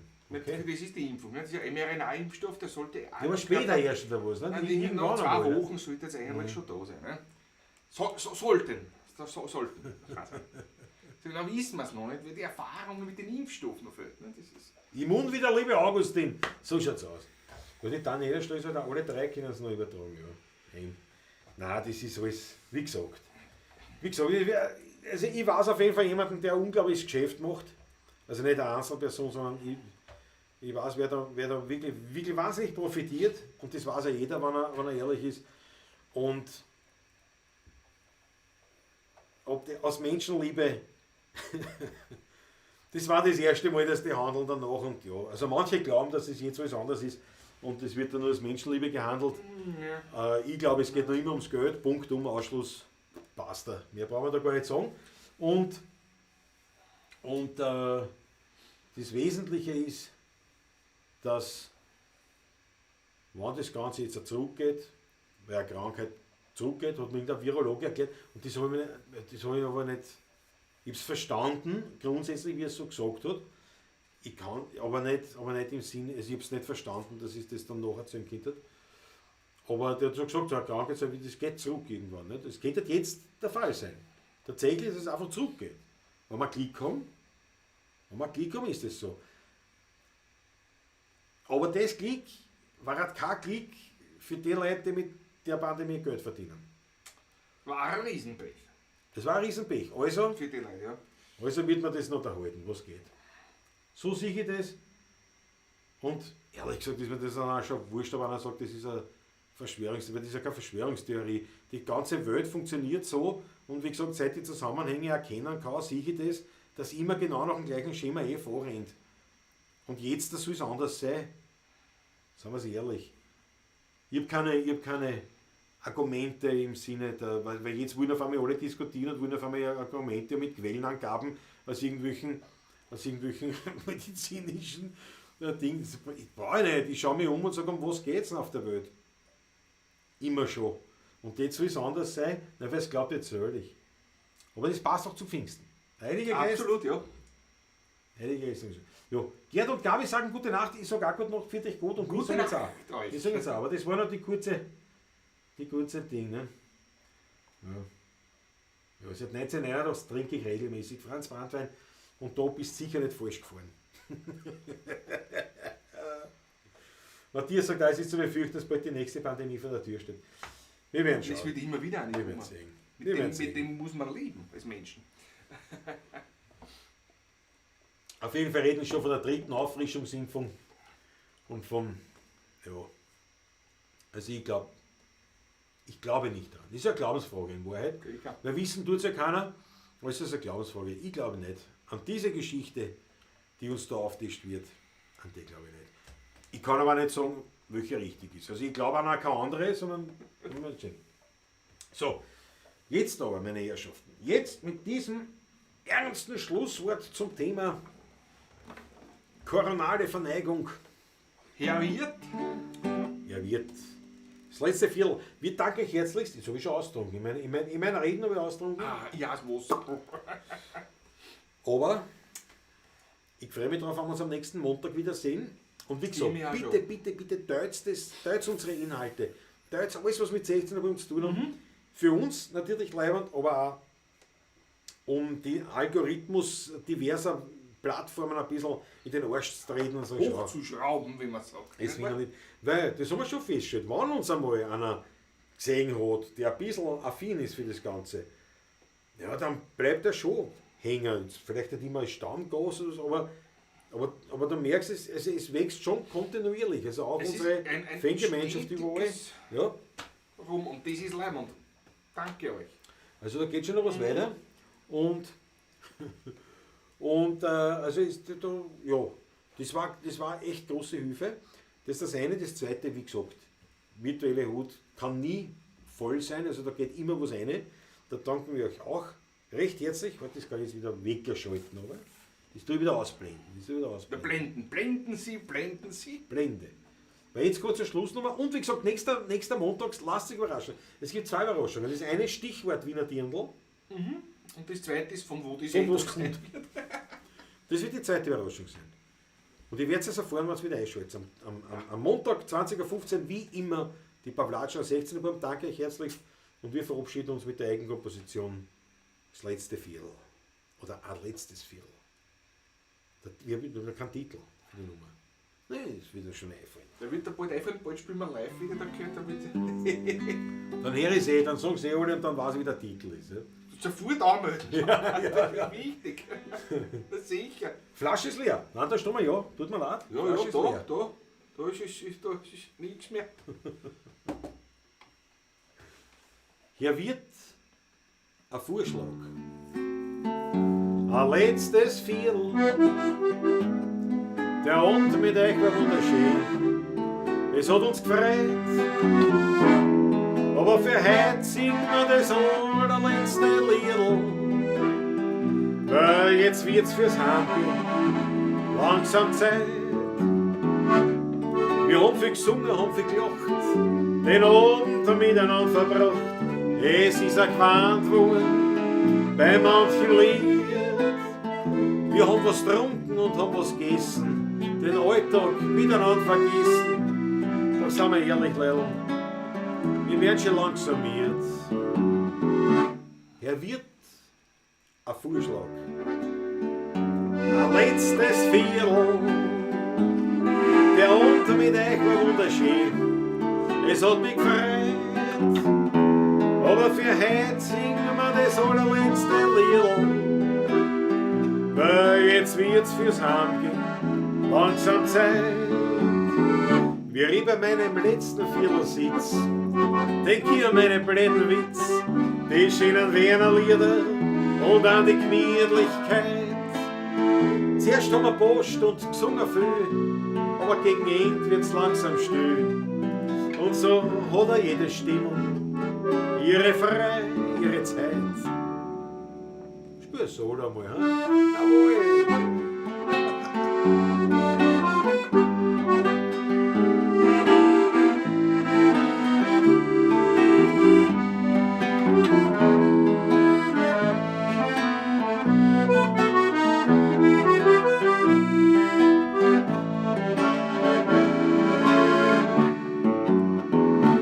Hier wird ein Vorschlag noch. Ein allerletztes Viertel. Die Zeit mit euch war wunderschön. Es hat uns gefreut.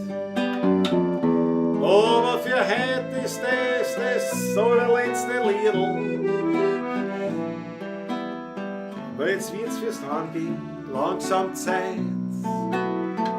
Weil jetzt wird's fürs Heimgehen langsam Zeit.